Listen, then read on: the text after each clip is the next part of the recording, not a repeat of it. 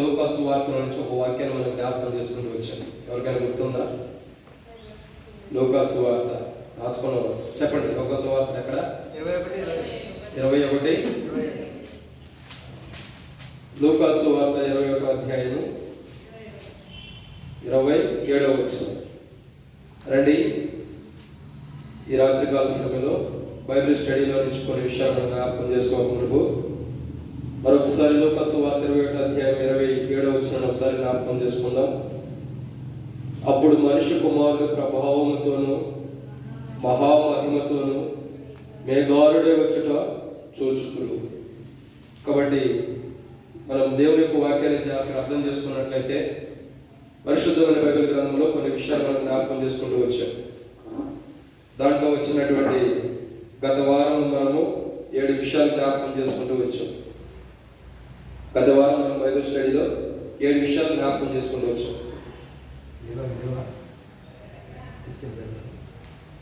సరే, గత వారం మనం ధ్యానించినటువంటి అసలు మెయిన్ మన కాన్సెప్ట్ ఏంటంటే, ఈ యొక్క బైబిల్ స్టడీలో మన కాన్సెప్ట్ ఏంటి?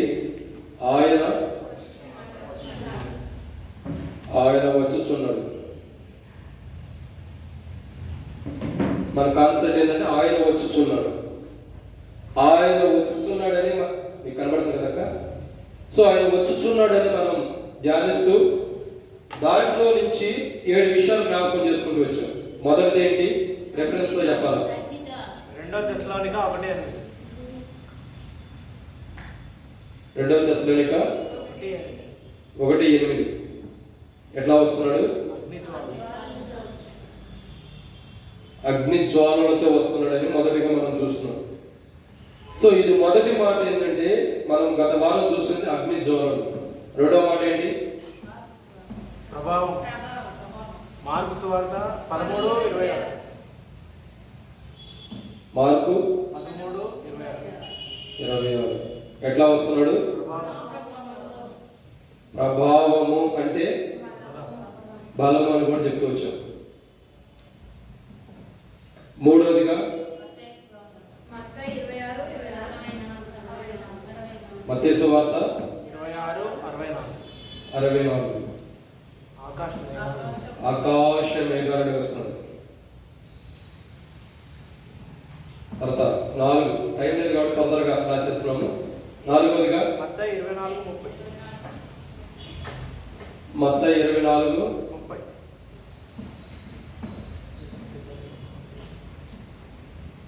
ఎలా వస్తున్నాడు? మహిమ.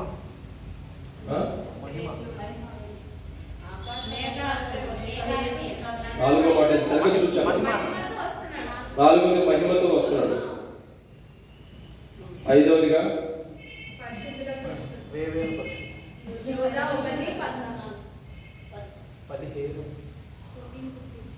యోధ 14:17. 6వదిగా రాజ్యం. మత్తయి 16:22. మత్తయి 16:22. 7.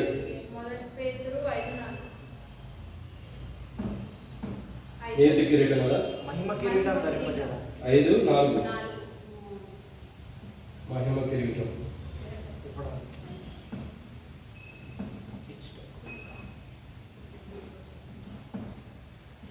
సో మనం ఇక్కడ గత బైబిల్ స్టడీలో మనం చూస్తున్నటువంటి మొదటిగా మనం చూస్తున్నటువంటి కోణం ఏంటి? ఆయన వచ్చుచున్నాడు. ఆయన ఎలా వచ్చుచున్నాడు అన్నది మన కాన్సెప్ట్. ఆయన ఎలా వస్తున్నాడు?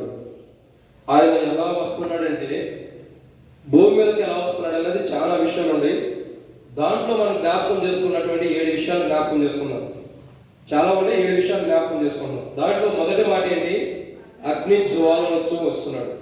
సో ఆయన ఎలాంటి అగ్ని, ఆ అగ్ని ఏం చేస్తుంది అన్నది మనం గత వారం ఇంట్రడక్షన్లో మనం చూస్తూ వచ్చాం. రెండవదిగా చూస్తున్నట్టయితే ఆయన ఎలా వస్తున్నాడు?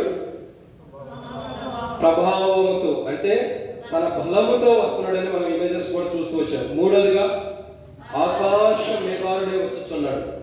సో ఆకాశం తన మేఘాలు తన రథాలుగా చేసుకుని వస్తున్నాడని మనం చూస్తూ వచ్చాం.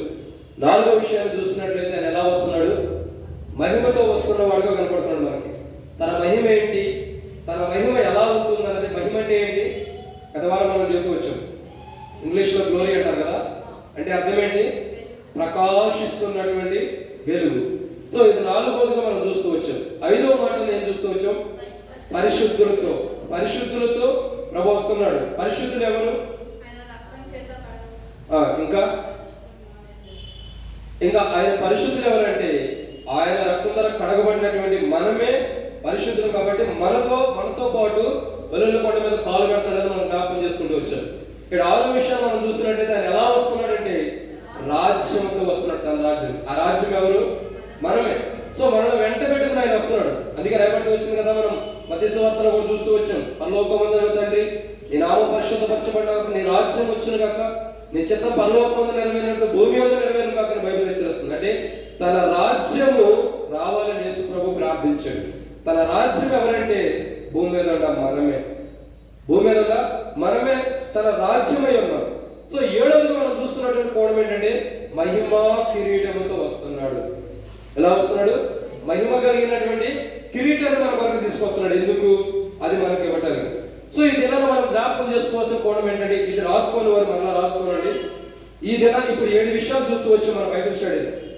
ఈ 7 విషయాల్లో మనం చూస్తున్నటువంటి కోణం ఏంటంటే, ఈ దినాన మొదటి మాటను మనం జాగ్రత్తగా చూస్తున్నాం. 7 విషయాలకి 7 విషయాలు చెబుతానికి టైం ఉండదు కాబట్టి ఒక్కొక్క దానికి 7 విషయాలు మనం జ్ఞాపకం చేసుకుంటూ వస్తాము. ప్రతి విషయంలో కూడా జాగ్రత్తగా మనకు అర్థం కావడం కొరకే కొన్ని విషయాలు మనకు రాయబడుతున్నాయి. సో మొదటి మాట ఏంటంటే ఆయన అగ్ని జ్వాలలతో వస్తున్నాడు అని మన మొదటి మాట మనం చూస్తూ వచ్చాం. సో నా అగ్ని జ్వాలలతో వస్తున్నటువంటి ప్రభువుల గురించి మనం కొన్ని విషయాలు జ్ఞాపకం చేసుకుంటాం. అసలు ఆయన అగ్ని పరలోకం నుండి దిగి వచ్చేదిగా ఉంటుంది. ఏం చేస్తుంది అగ్ని? పరలోకం నుండి. సో పరలోకం నుండి దిగి వచ్చిన అగ్ని అన్నది ఒక మనకి కనబడుతుందిగా ఉంది. సో పరలోకం నుండి అంటే దేవుని దగ్గర నుండి అగ్ని ఏం చేస్తూ వచ్చింటే మనకి భూమి మీదకి వచ్చిందిగా ఉంటుంది. ఏ సందర్భాల్లో దేవుని అగ్ని భూమి మీద దిగి వస్తుంది, ఎందుకు దేవుని అగ్ని భూమి మీద దిగి వస్తుందంటే 7 విషయాలు రాయబడుతూ వచ్చినాయి. మనం అగ్ని గురించి ఎందుకు ధ్యానిస్తున్నామంటే అగ్ని జ్వాలలతో ఆయన వస్తున్నాడు. సో భూమి మీదకి ఆల్రెడీ ఆయన అగ్ని పంపించాడు. భూమి మీదకి ఆయన అగ్ని పంపించేవాడు ఉన్నాడు. ఏ సందర్భంలో అగ్ని వచ్చింది, ఎందుకు అగ్ని వచ్చిందంటే ఈ దినం మనం ధ్యానించే కోణం ఏంటంటే ఎందుకు అగ్ని పరలోకం నుండి దిగి వచ్చింది, అది మనం ధ్యానించేటటువంటి కాన్సెప్ట్. సో ఈ అగ్ని జ్వాలంలో మనం ధ్యానిస్తున్నటువంటి కాన్సెప్ట్ లో నుంచి 7 విషయాలు రాయబడుతున్నవి. ఆ 7 విషయాలు మనం జ్ఞాపకం చేసుకోక ప్రభు సహాయం కొరకు చిన్న ప్రార్థన చేసుకుందాం. పరిశుద్ధమైన తండ్రి, మీ వందనాలు. మీరు ఇచ్చిన ఈ సమయం బట్టి మీకు స్తోత్రాలు చెల్లిస్తున్నాం. ఇదనం తండ్రి ప్రభా, మీరు జ్ఞాపకం చేసుకోండి. బైబిల్ స్టడీ అంత దీవెనకరంగా చేయమని ప్రార్థిస్తున్నాం. నిలబడేవారు మేమైనా నిలబెట్టేది మీరు, మాట్లాడేవారిని నేను మాట్లాడించేది మీరు, నాలో ఆత్మ ఉన్నప్పటికీ ఆత్మని అభిషేకించేది మీరు. ప్రజలు మీ వారి వాక్యం ఇది ఎన్నో బలహీనతలు, అవిధేయతలు ప్రభా, మరి నీ దృష్టికి అయిష్టకరంగా జీవించిన వాళ్ళని అనుకోకుండా క్షమించండి. తలంపులు ఆలోచన కలిగిన వారు క్షమించమని ప్రార్థిస్తూ దయతో మీ రక్తం ద్వారా కడిగి పరిశుద్ధపరిచి నిలబడేవాడిని నేను నిలబెట్టేది మీరు, మాట్లాడేవాడిని నేను మాట్లాడించేది మీరు, నాలో ఆత్మ ఉన్నప్పటికీ ఆత్మని అభిషేకించేది మీరు. ప్రజలు మీ వారి వాక్యం ఇది నిష్ప్రయోజనమైన వాళ్ళని ఒప్పుకుంటూ దాసుడు యజమానుడు వైపు చూస్తున్నట్లు, దాసురాలు యజమానురాలు వైపు చూస్తున్నట్లు ఈ రాత్రి కాల సమయంలో మీ వైపు వీక్షిస్తుండగా మీరే మాకు సహాయం అనుగ్రహించి భయం పొందమని మాతో మాట్లాడమని, ఈ వాక్యం అంతటిని బట్టి శత్రువు సిగ్గుకరంగాను నీకు మహిమకరంగాను ఈ నామ ఘనత కొరకే వాడుకోనమని వచ్చిన స్తోత్రాలు లాభస్వం త్వరపెట్టి తీసుకురండి. ఎవరైతే ఆగిపోతున్నారో వారిలో లోతైన కార్యం జరిగించు, వారిని దేవుని సన్నిధికి నడిపించి మీరు మహిమ పొందమని, ఘనత మహిమ స్తుతి ప్రభావం మీకు అప్పగిస్తూ ఎవరు ఆలస్యం కాకుండా అశ్రద్ధ కాకుండా కూడా మీరు కార్యం చేయండి. దేవుని కార్యాలు అశ్రద్ధ చేయవారు శాపగ్రస్తులు ఉంది, అలా శాపగ్రస్తులు కాకుండా మీరు కనికరించి మీరు మహిమ పొందమని, మిగతా సమయంతో దీవించమని, మీ సహాయం మీ నడిపింపు తెరబడి ఆకాశం మీకు అప్పగించుకుంటూ దాసు యజమానుల వైపు చూస్తున్నట్లు, దాసుల యజమానుల వైపు చూస్తున్నట్టు ఈ రాత్రి కాల సమయంలో మీ వైపు వీక్షిస్తుండగా మీరే సహాయం అనుగ్రహించి మహిమ పొందమని, మాతో మాట్లాడమని యేసు ప్రభువు పరిశుద్ధమైన నామములో ప్రార్థిస్తున్నాం తండ్రి, ఆమేన్.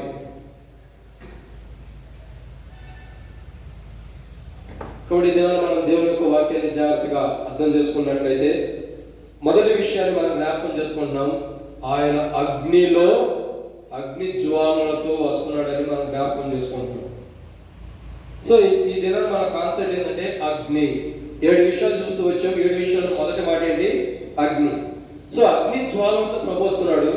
అయితే అసలు భూమి మీదకి ప్రభు రాకమునుపు అగ్ని పంపించిన వాడు ఉన్నాడు. ఆ అగ్ని ఎలా ఉంటుంది అని చూసినట్లయితే మొదటి మాట మనం జ్ఞాపకం చేసుకుందాం. ప్రభు భూమి మీద పంపించినటువంటి అగ్ని గురించి కొన్ని విషయాలు మనం జ్ఞాపకం చేసుకున్నట్లయితే ఏ సందర్భాల్లో అగ్ని వచ్చింది, ఎందుకు రాబడుతూ వచ్చిందని మనం జ్ఞాపకం చేసుకున్నట్లయితే బైబిల్లో కొన్ని విషయాలు రాయబడుతుంది. రండి, మొదటి మాట మనం చూసినట్లయితే మొదటి రాజుల గ్రంథము 18వ అధ్యాయం 38వ వచనం. మొదటి రాజుల గ్రంథము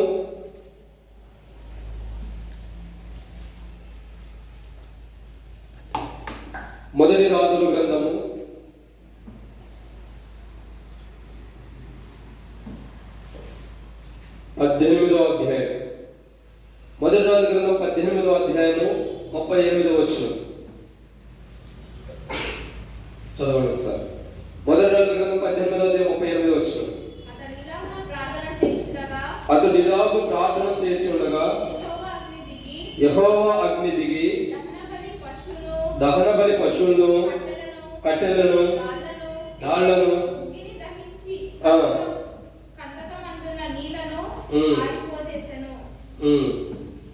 చదవండి.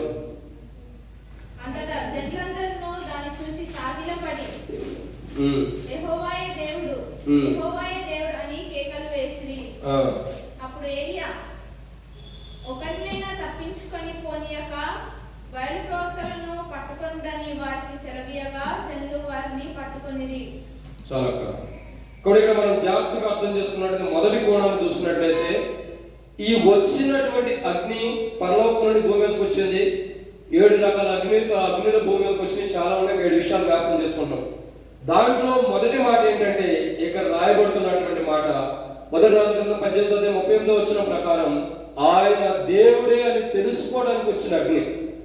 మొదటి అగ్ని ఏంటి? ఆయనే దేవుడు అని తెలుసుకోవడానికి వచ్చిన అగ్ని.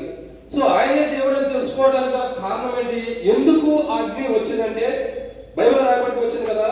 మొదటి రాజుల గ్రంథం 18వ అధ్యాయంలో రాయబడి 18వ అధ్యాయం మొత్తం కూడా మనం జాగ్రత్త చూసినట్లయితే ఒక వివరణ అంతా కూడా రాయబడుతుంది. ఏంటంటే 18వ అధ్యాయం మొంగడంతా కూడా యెజబెల్ అనేటువంటి స్త్రీ ఒక ఆమె కనపడుతుంది. ఈ యెజబెల్ ఏం చేస్తుందంటే యెజబెల్ అనే స్త్రీ అనేక మంది దేవుని సేవకుని, దేవుని గురించి ప్రకటించేవారిని అనేక మందిని చంపుతున్నదిగా కనబడుతుంది. యెజబెల్ గురించి మనం ఎక్కువ ధ్యానించడానికి ఇప్పుడు సమయం కాదు. సో ఈ యెజబెల్ బట్టి ఏలియా ఏం చేస్తూ వచ్చాడంటే ఏలియా అనే ప్రవక్త గుహల్లోకి వెళ్ళి దాక్కున్న వాడు అంటున్నాడు. కొన్ని దినాలు మరి పారుతున్నటువంటి నది దగ్గర ఉండి ఆ నీరు తాగుతూ ఆకాశ పక్కనటువంటి ఆ కాకులు తీసుకొచ్చి రొట్టెలిస్తే ఆ రొట్టెను తిని ఆ నీటిని తాగుతూ జీవించిన వాడుకున్నాడు ఏలియా. ఎందుకు ఏలియా అలా జీవించాడంటే అర్థం ఏంటంటే ఒక స్త్రీకి భయపడిన వాడుకున్నాడు. ఆమె ఏం చేస్తుంది? దేవుని యొక్క ప్రవక్తను చూసి ఎవరైతే దేవుని ప్రవక్తలు ఉన్నారో వారందరినీ చంపుతుంది కాబట్టి తన ప్రాణం తను కాపాడుకోవడానికి ఒక వృక్షం కింద పారిపోయి కూర్చున్నప్పుడు దేవుడు శ్రమిస్తున్న వాడుకుంటాడు.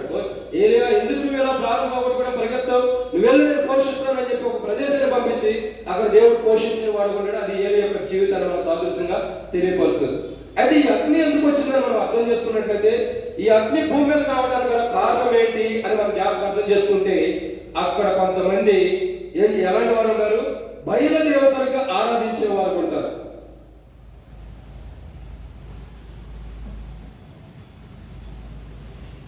ఈ బయలు దేవత అంటే ఎవరంటే ఒక విగ్రహాన్ని అనుకోవచ్చు, తెలియబడేది అనుకోవచ్చు, ఇంకా రకరకాల ఎక్సెట్రా ఏ రీతిలో మనం అర్థం చేసుకోవచ్చు. సో ఇక్కడ మనం జాగ్రత్త అర్థం చేసుకోవాల్సింది ఏంటంటే ఈ అగ్ని ఎందుకు ఇక్కడికి దిగి వచ్చింది, ఈ అగ్ని దిగి రావడానికి గల కారణం ఏంటి అని మొదలుగా మనం చూస్తున్నట్లయితే ఇక్కడ ఉన్నటువంటి ప్రజలందరూ కూడా దీన్ని ఆరాధిస్తున్నారు అనుకుంటారు. ఏం చేస్తున్నారు? ఇక్కడ ఉన్నవారందరూ కూడా బయలు దేవతలు ఆరాధిస్తున్నారు. ఎంతమంది ప్రవక్తలు ఆరాధిస్తున్నారు? 400 మంది ప్రవక్తలు. దాదాపు 400 మంది ప్రవక్తలు ఈ బయలుదేవత నిజమైంది అని చెప్పి ఈ బయలుదేవతనే ఆరాధించే వారుగా ఉండాలి. ఏం చేస్తున్నారు? ఆరాధిస్తున్నారు. సో ఇక్కడ మనకు అర్థం కావాల్సిన మొదటి కోణం ఏంటంటే ఈ అగ్ని ఎందుకు దిగి వచ్చిందంటే ఈ బయలుదేవతలు ఆరాధించే ప్రజలు.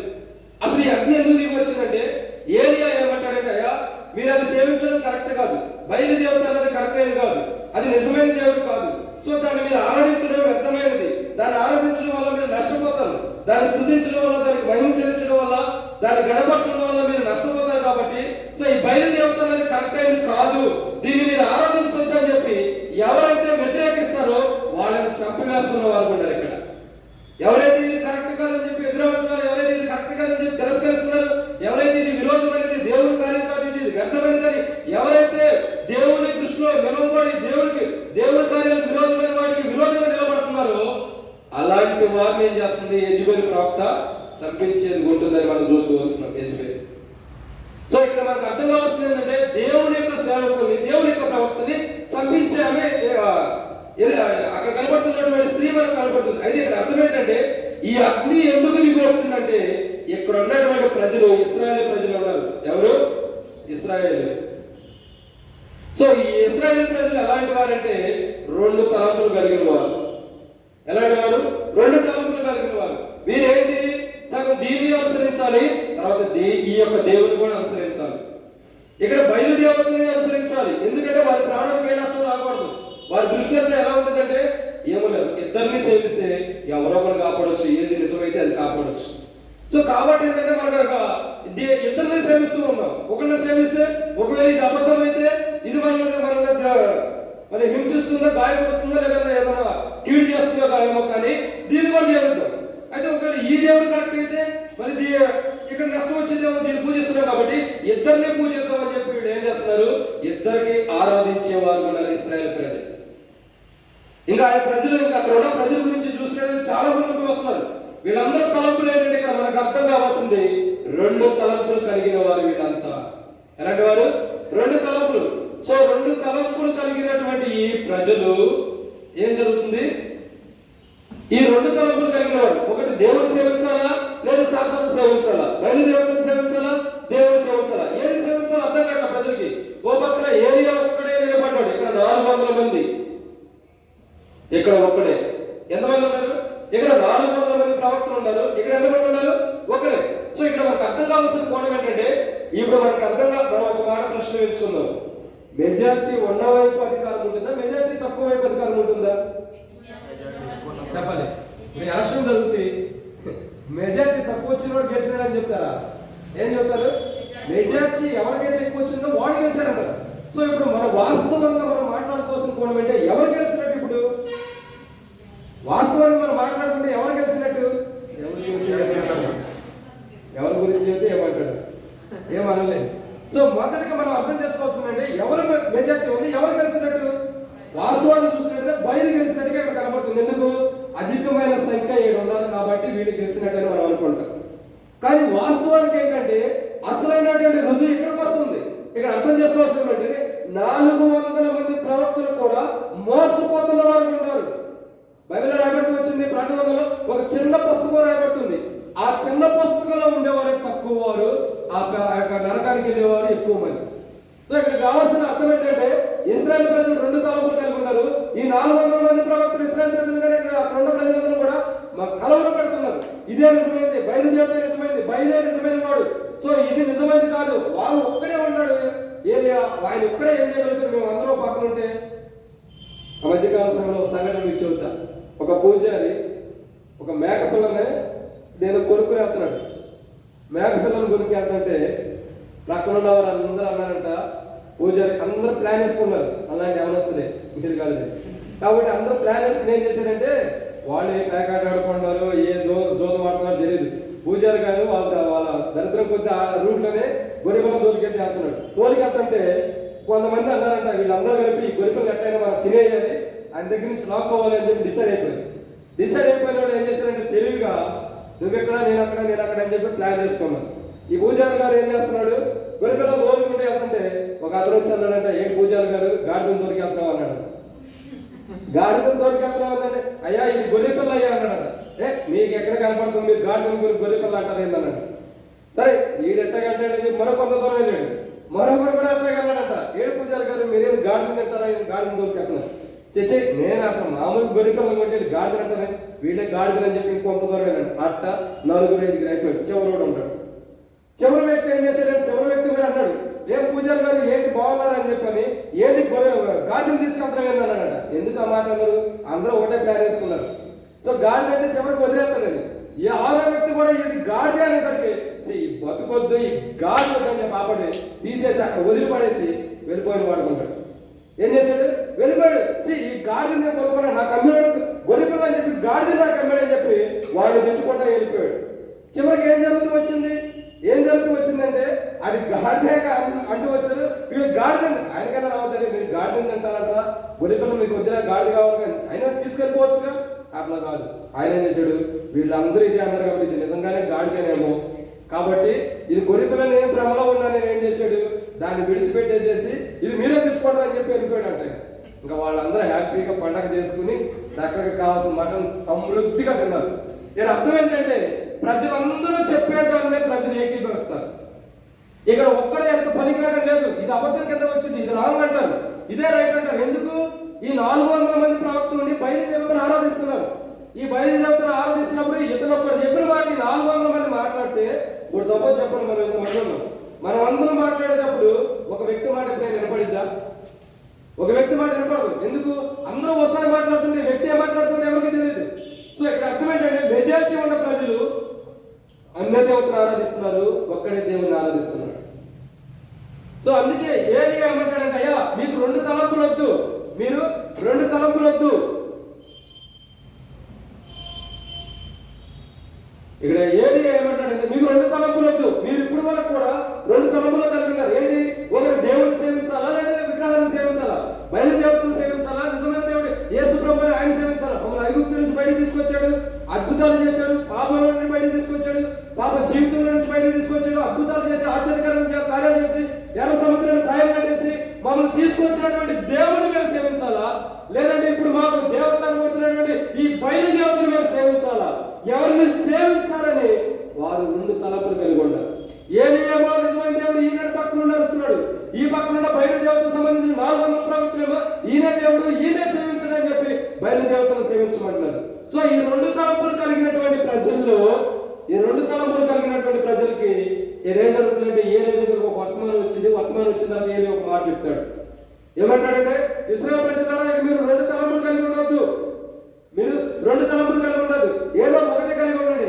బయలుదేవుడైతే బయలుని ఆరాధించండి, నిజమైన దేవుడు యేసు ప్రభువు అయితే ఆయన ఆరాధించండి. అయితే ఒక కండిషన్, ఒకటే మీకు అన్నది ఒక కండిషన్ ఇవ్వబడుతుంది. ఏంటంటే ఎవరైతే బలిపీఠాన్ని సరి చేసుకుని బలిపీఠం మీద ఆ యొక్క మరి ఒక ఎద్దును బలించి, ఒక దాని బలిని బలించి, ఆ బలించినటువంటి బలిని ఏదైతే ఆకాశం నుండి అగ్ని వచ్చి ఆ బలిని దహించి వేస్తుందో ఆయనే నిజమైన దేవుడు.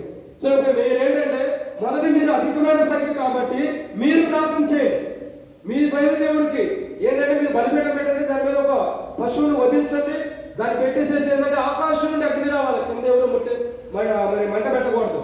మనుషులు ఏం చేస్తారంటే మనుషులు మంట పెట్టేవాళ్ళు ఉంటారు, కింద మంచి చేసే వాళ్ళకి కింద నుండి మంట పెడతారు. మనం అలాంటి వాళ్ళం కాదులేండి. కాబట్టి మనం జాగ్రత్తగా అర్థం చేసుకున్నట్లయితే బలిపీఠం మీద ఆ పశువులు పెట్టినప్పుడు ఏదైతే ఆకాశం నుండి అగ్ని వచ్చి ఆ బలిపీఠాన్ని బలిని దహించి వేస్తుందో ఆయన నిజమైన దేవుడు అని తేల్చేశాడు. ఇక మీరు 2 తలంపులు వద్దు. ఇప్పుడు దాకా కూర్చుని కూడా 2 ఆలోచన కనుకుంటారేమో, ఇది దేవుడా, ఇది కాదా, లోకం కావాలా, దేవుడు కావాలా, లోకంలో జీవించాలా, దేవుడిలో జీవించాలా, లోకంలో జీవిస్తే బాగుంటుంది, దేవుడిలో జీవిస్తే నష్టం వస్తుందని 2 తలంపులు కలిగి ఉన్నావేమో. ఇక దానికి ముగించే, ఇక అదొద్దు, నువ్వు 1 తలంపే, ఏదో ఒకటి డిసైడ్ చేసుకోమని ఈ రాత్రి ప్రభువు కూడా మనం సెలవిస్తున్న వాడిగా ఉన్నాడు. ఏలియాలో మొరపెట్టినప్పుడు, ఏలియాలో సెలవిస్తున్నప్పుడు ఇక 400 మంది ప్రవక్తలు ఏమంటారంటే, మనమే అధికమైన సంఖ్యలో 400 మందిలో ఎవరో ఒకరు ప్రార్థన వినరా? సో 400 మంది 399 మంది పాపలు ఉన్నా ఒక్కడన్నా పరిశుద్ధం ఉన్నాడు, వాడి ప్రార్థన విని ఆ బయలుదేవత వచ్చి బలిని దహించి వేసిందిలే, ఓకే కండిషన్ అప్లై చేయబడుతుంది, ఓకే మాకు అంతా ఓకే, మేము ఓకే డిసైడ్ అయిపోయాం. సో ఈ 400 మంది ఏం చేశారు? ఒక ఏలియా అంటాడు, అయ్యా నేనేమో ఒక్కడే, కాబట్టి మీరు అధికంగా ఉంటారు కాబట్టి మొదట మీరే కార్యం చేసేసేయండి, మీరే బలి తెచ్చుకోండి, దాన్ని ముక్కలు చెక్క చేసి ఆ బలిని అర్పించేసి తీసుకొచ్చి ఆ బలిపీఠం మీద పెట్టి మీరే మొదటి ప్రార్థన చేయండి. ఎందుకు? 400 మంది మీరు ఉన్నారు కాబట్టి, మీరే అధికమైన సంఖ్య కాబట్టి, మెజారిటీ మీరే కాబట్టి మొదట మీరే బలిపీఠాన్ని చేసి బలికి తీసుకొచ్చి దాన్ని బలించి ఆడ పెట్టమంటాడు. సో ఈ 400 మంది ఏం చేస్తారు? ఓన్లీ మొదట మన పని అయిపోయింది, తర్వాత ఏలి ఎవరు చూడొచ్చు అని చెప్పి రైట్ ఓకే మేమే త్వరగా చేసేస్తామని చెప్పి తీర్మానం చేసుకున్న వారు మంది. ఈ 400 మంది తీర్మానం చేసుకుని ఒక బలిపీఠాన్ని కట్టి క్షమించండి బలిపీఠం మీద ఆ యొక్క ఉదయించబడినటువంటి ఏం చేస్తున్నారు, బలి పశువుని తీసుకొచ్చి పెట్టి ప్రార్థన చేస్తున్నారంట. ఉదయం మొదలైంది ఆ ప్రార్థన, సూర్యుడు ఇంకా అస్తమించబోయే ముంగట వరకు కూడా ఇక వాళ్ళు ప్రార్థన చేస్తున్నారంట. ఓ బయలా ఎక్కడున్నావు, రా వచ్చి బలిని దహించు, ఓ బయలా ఓ బయలా. ఓ బయలా లేదు, ఏ బయలా లేదు, ఇంకే బయలు లేదు. ఓ రా బయలా అంటే రాదు, నీకు దహించడానికి లేదు. అందరూ అలా మొరపెడుతున్నారు. ఇంకా ఏదేమని అంటున్నాడు, వాడు నిద్రపోతున్నాడేమో, ఒకవేళ మీ బయలుదేవుడు నిద్రపోతున్నాడేమో, మీరు వెళ్ళి లేపాలేమో, లేపండి వెళ్ళండి అని చెప్పి అన్నాడు. ఏది ఆ మాటలన్న కొందని వీళ్ళకి ఇంకా ఎక్కువైపోతుంది కోపం. వీడు ఒక్కడే ఉన్నాడు, మమ్మల్ని అందరూ చంపుతున్నాడు అని చెప్పి ఏం చేస్తున్నారు, ఇంకా ఒకవేళ ఇట్ట కాదు ఇక నిద్రపోతున్నాడు లేపమన్నాడు కాబట్టి ఇట్ట కాదు, ఒకవేళ మా రక్తము చూస్తే, మేము రక్తము చిందిస్తే, మా రక్తాన్ని బట్టి ఒకవేళ ఆ దేవత కిందకు వచ్చి మమ్మల్ని కాపాడిద్దామో, ఈ బలిని గ్రహించి వేసేదేమని చివరికి వాడు బ్లేడ్ తీసుకుని రక్తం వచ్చేదానికి ఒళ్ళు కూడా కోసుకుంటున్నారట. ఈ ఏరియా ఎంతైతే అన్నారో మీ దేవుడు నిద్రపోతున్నాడు లేపండి అంటే వీళ్ళు ఇంకా ఎక్కువ కోసుకుంటున్నారట. ఆయన ఎన్ని మాటలు అన్నారో అంతగా కోసుకుంటున్నారు. చివరికి ఏమైంది, ఈ ఒంట్లో ఉన్న రక్తం పోయింది కదా అంటే బయట దేవతరాల. ఇక ఏమి అన్నాడు, చాలు చాలే కాబట్టి మీరు చేసిందంతా తతంగం అంతా చాలు జరిగిందంతా, ఇక ముగిచ్చేయండి ఎక్కడితో, ఇక ఎంతటితో ముగిచ్చేసేసి ఇక నా వైపు రండి. వీళ్ళు అనుకున్నారు 400 మంది మా వాళ్ళే కాలేదు, ఒక్కడి వాళ్ళు ఏమైంది చూద్దాం పదండి. ఇక ఇప్పుడు దాకా ఇశ్రాయేలు ప్రజలు ఆశ కలుగుంటారు దీని మీద, ఈ బయలుదేవత మీద ఆశ కలుగుంటారు. ఓహో ఇదే నిజమైతేమో, ఎక్కువ మంది ఉన్నారు కదా, ఎవరో ఒక పరిశుద్ధులను ప్రార్థన చేస్తారు, వారి ప్రార్థన బయలు విని ఈ బలిపీఠాన్ని దహించి వేసేదేమని ఈ ఇశ్రాయేలు ప్రజలు ఆశ కలిగి ఉంటారు వీటి మీద. అని 400 మందిని చూస్తున్నారు. ఓరి దుర్మార్గులారా, 400 మంది ఉన్నారు, మీరు ప్రార్థన చేస్తే ఒక్కడితో ప్రార్థన చేసిన అగ్ని రావట్లేదు ఏంద్ర అని చెప్పి మళ్ళీ డౌట్తో ఉంటారు. అయితే ఏలి అంటున్నాడు, ఇక వద్దు, ఇక మీరు ఆపేసి మీ జీవితానికి ఇక చాలు, మీ ప్రవక్త నిద్రపోతున్నాడేమో బయలు, ఇక చాలు ముగించాయి, నా వైపు రండి. పడిపోయినటువంటి బలిపీఠాన్ని కట్టుకుంటున్న వాడు ఉన్నాడు ఏలియా. తన జీవితంలో ఏదైతే పడిపోయిందో ఆ బలిపీఠాన్ని కట్టి తిరిగి దాని మీద బలి పశువుని పెట్టిన వాడు ఉన్నాడు. ఈ బలి పశువుని పెట్టి ఏం చేశాడు, బలిపీఠం కింద ఏం చేశాడు, నీళ్లు పోసిన వాడు. వాళ్ళు నీళ్లు పోసేది లేదు నాకైతే తెలియదు, కానీ నేను పోయలేదని అనుకుంటా. కానీ ఏలియా ధైర్యం కలిగిన వాడు, ఒక్కడే 400 మందికి సమానమైన వాడు. నీలో ఒంటరైన వాడు ఎంతమందితో సమానం అది చెప్తే ఏం కష్టం లేదు కదా. కానీ మీలో ఒంటరైన వాడు 10,000 మందితో సమానమైన వాడు. సో ఇక్కడ ఒంటరైన వాడు ఒక్కడే 400 మందికి బుద్ధి చెప్పడానికి సిద్ధం చేసిన వాడు ఉన్నాడు దేవుడు. ఒక్కడే సిద్ధపరిచాడు. ఆ ఒక్కడే 400 మందికి బుద్ధి చెప్తున్నాడు. ఈ 400 మందితో ఇశ్రాయేలు ప్రజలు కూడా బుద్ధి చెప్పేవాడుగా దేవుడు సిద్ధపరిచిన వాడు ఉన్నాడు. ఏలియా ఎప్పుడైతే దేవుని గురించి ప్రార్థిస్తున్నాడో పడిపోయిన బలిపీఠాన్ని కట్టుకున్నాడు. ఒక క్రైస్తవుడు తన యొక్క విశ్వాస జీవితంలో ఏదైతే పడిపోయిన బలిపీఠాన్ని, పడిపోయిన తన స్థితిని కట్టుకుంటాడో అప్పుడే ఆ క్రైస్తవుడు యొక్క జీవితంలో దేవుని యొక్క కార్యం ఆరంభమవుతుందని గుర్తెరగాలి. ఎందుకంటే ఏలియా ఏం చూపిస్తున్నాడంటే పడిపోయిన బలిపీఠాన్ని కట్టుకున్న వాడుగా ఉన్నాడు.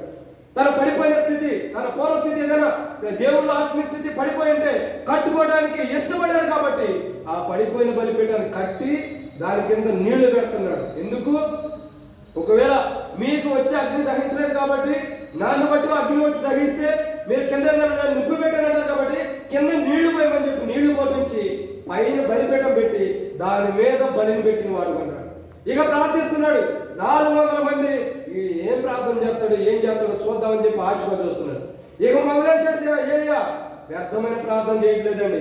మనం చూస్తూ వచ్చాం మార్కు సువార్త 11వ అధ్యాయం 40వ వచనం చూస్తూ వచ్చాం. దీర్ఘ ప్రార్థన చేయడానికి కఠినమైన తీర్పు ఉంటుందని. సో మనం ఆ తీర్పులోకి రాములేండి, ఎందుకంటే మనం దీర్ఘంగా చేయము. ఏలియా ఏం చేస్తున్నాడంటే ఒకటే ప్రార్థన చేస్తున్నాడు.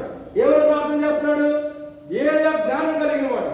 ఏలియా జ్ఞానం కలిగిన వాడు, దేవుడు కృప పొందిన వాడు కాబట్టి ఒకటే ప్రార్థన చేస్తున్నాడు. ఏమని, అబ్రాహాము ఇస్సాకు యాకోబుల దేవా, ఇశ్రాయేలు యొక్క దేవా. అబ్రాహాము వాగ్దానం చేశాడు, ఇస్సాకు యాకోబులకు వాగ్దానం చేసిన ఇశ్రాయేలు యొక్క దేవా, నువ్వు రుజుపరిచేట నువ్వే గొప్ప దేవుడు కాబట్టి ఒక్కసారి జ్ఞాపకం చేసుకోమన్నప్పుడు ఒక్కటే మాట ఎక్కువ కూడా ప్రార్థిస్తున్నా.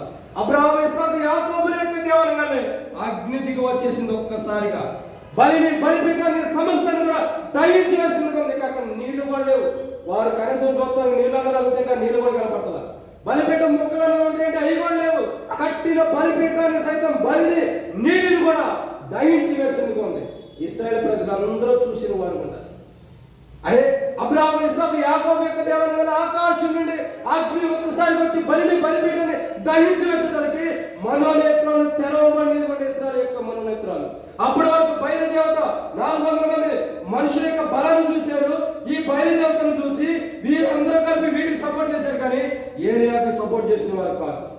ఎప్పుడైతే ఏలియా అబ్రాహాము, ఇస్సాకు, యాకోబుల యొక్క దేవుని ప్రార్థించాడో ఆకాశం నుండి అగ్ని కురవడంతోనే ఈ బలిపీఠం మీద ఉన్న బలి కింద ఉన్న నీరు సమస్తం కూడా తుడిచివేయబడుతూ వచ్చింది. ఇంకా వాళ్ళు వెతుక్కోవడానికి కూడా ఏం లేదు. ఎందుకు? అంతగా దేవుడు అద్భుతాన్ని చూపించాడు. ఈ గొప్ప అద్భుతమైన యొక్క అగ్నిని చూసి ఇశ్రాయేలు ప్రజలందరూ కూడా ఈయనే నిజమైన దేవుడు అని నమ్మిన వాళ్ళు ఉన్నారు. ఈయన నిజమైన దేవుడు, ఈయన తప్పే నిజమైన దేవుడు లేడు. ఇన్ని దినాలు మేము ఈ బయలుని దేవుడిని ఆరాధించి తప్పు చేశాం కాబట్టి ఈయన నిజమైన దేవుడు కాబట్టి ఇక్కడి నుంచి ఈయన యొక్క దేవుడే నిజమైన దేవుడు అని నమ్మిన వారు ఉన్నారు. సో మొదటి మాట ఏంటంటే ఆయనే దేవుడని రుజువుపరుచుకున్న వాడు ఉన్నాడు.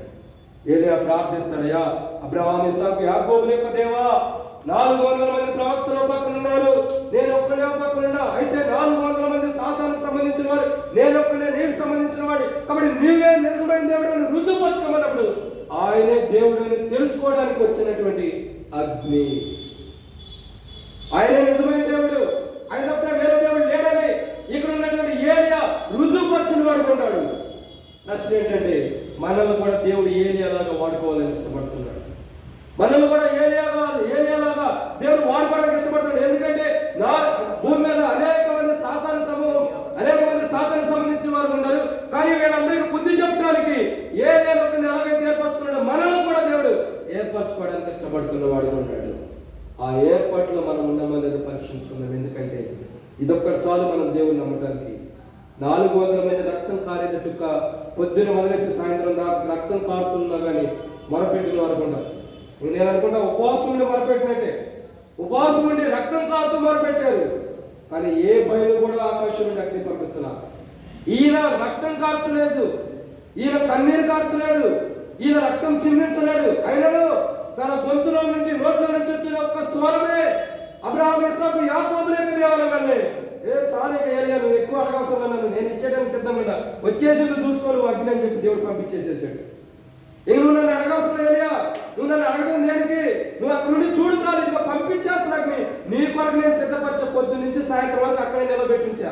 నువ్వు ప్రార్థించేయడం అవసరం నీకు వచ్చేస్తుందని చెప్పి దేవుడు ఏలియా ప్రార్థన చేయగానే చాలా ఆపేసాయి. ఇదిగో తీసేసుకొని కావాల్సింది వచ్చిందని ఆకాశం నుండి అగ్ని పంపించి బలిపీఠాన్ని దహించి వేస్తుంది. కనబడుతుందా మీకు?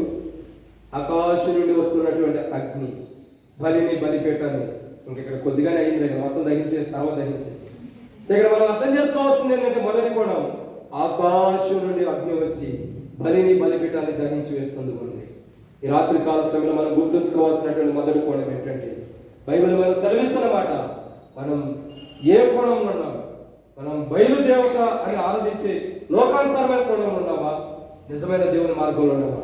ఇక్కడ ఒక ప్రశ్న ఉంటుంది, మనం అర్థం చేసుకోవాలి. ఈ లోకానుసారం ఉంటే మనం దేవుని పాపంలో ఎంత పాపంలో అయినా జీవించవచ్చు, కానీ దేవుళ్ళకి వచ్చిన తర్వాత ఎన్నో కష్టాలు వస్తాయి. సో ఏలియా కష్టపడటానికి ఇష్టపడ్డాడు కాబట్టి నిజమైన దేవుడిని తను రుజువుపరిచాడు. బయలుదేవతలు 400 మంది ప్రవక్తలుండ ఏదో లోకానుసారమైన సంతోషాన్ని కోరుకున్నారు కాబట్టి సిగ్గుపరచబడ్డారు. సో ఇప్పుడు నువ్వు ఏలియా వలె ఉండాలనుకుంటున్నావా?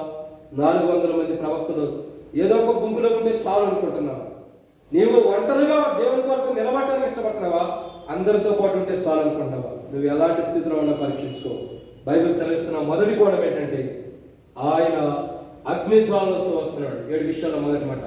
ఈ మొదటి మాట ఏంటంటే ఆయనే దేవుడు అని తెలియపరచబడినటువంటి అగ్ని. ఇక రెండో విషయాన్ని మనం ధ్యానిద్దాం. మొదటిగా ఏలియా. ఇక మనుషుల పేర్లు కూడా చెప్తాం, అవి కూడా రాసుకోండి. మొదటిగా చూసినట్టు ఎవరు? ఏలియా. సో ఏలియా ఏం చేశాడంటే ఈయనే నిజమైన దేవుడని రుజువుపరిచిన వాడు ఉన్నాడు. ఇది మొదటి కోణము. ఏంటిది? అది మొదటి మాట. సో ఈయనే దేవుడిని రుజువుపరిచినాడు కాబట్టి ఇది మొదటి మాట మనం జ్ఞాపకం చేసుకుందాం. రెండో విషయాన్ని మనం జ్ఞాపకం చేసుకున్నారండి. రెండో రాజుల గ్రంథం మొదటి అధ్యాయం 14 వచనం.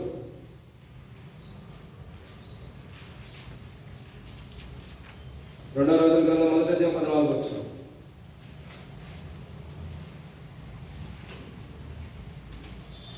రెండవ రాజుల గ్రంథం మొదటి అధ్యాయం 14 వచనం. ఆకాశం నుండి అగ్ని దిగి చెత్తగించుము, ఆకాశం నుండి అగ్ని దిగి వెనుకటి వెనుకటి పంచశతాధిపతులను ఇద్దరు వారిని 50 మంది కూడా దహించిన. అయితే నా ప్రాణం నీ దృష్టికి ప్రియమైనదిగా ఉండలేమని మనం చేసిన. చదివేటప్పుడు చదివేసుకుంటే ఏర్పాటు, మిస్టేక్స్ ఉంటే అడ్జస్ట్ ఉంటాయి. కానీ ఇక్కడ మనం చూస్తున్న రెండవ కోణం ఏంటంటే, మొదటిగా అగ్ని జ్వాలలతో ఆయన వస్తున్నాడు, పరలోకం నుండి దిగి వస్తున్నాడు. ఆయన ఎలా వస్తున్నాడు అంటే అగ్ని జ్వాలతో వస్తున్నాడు. మొదటి మాట, ఆ అగ్ని ఎలాగూ ఆల్రెడీ భూమి మీదకి వచ్చిందిగా ఉంటుంది. అది మొదటగా ఎందుకు వచ్చిందంటే ఆయనే నిజమైన దేవుడు అని రుజువుపరచడానికి, తెలియపరచడానికి వచ్చిన అగ్ని. ఇక రెండవ అగ్ని గురించి మనం చూసినట్లయితే ఇక్కడ రాయబడుతున్న మాట, ఇక్కడ రెండో విషయం రాయబడుతూ వచ్చింది. రెండో రాజుల గ్రంథం మొదటి అధ్యాయం 14 వచనం.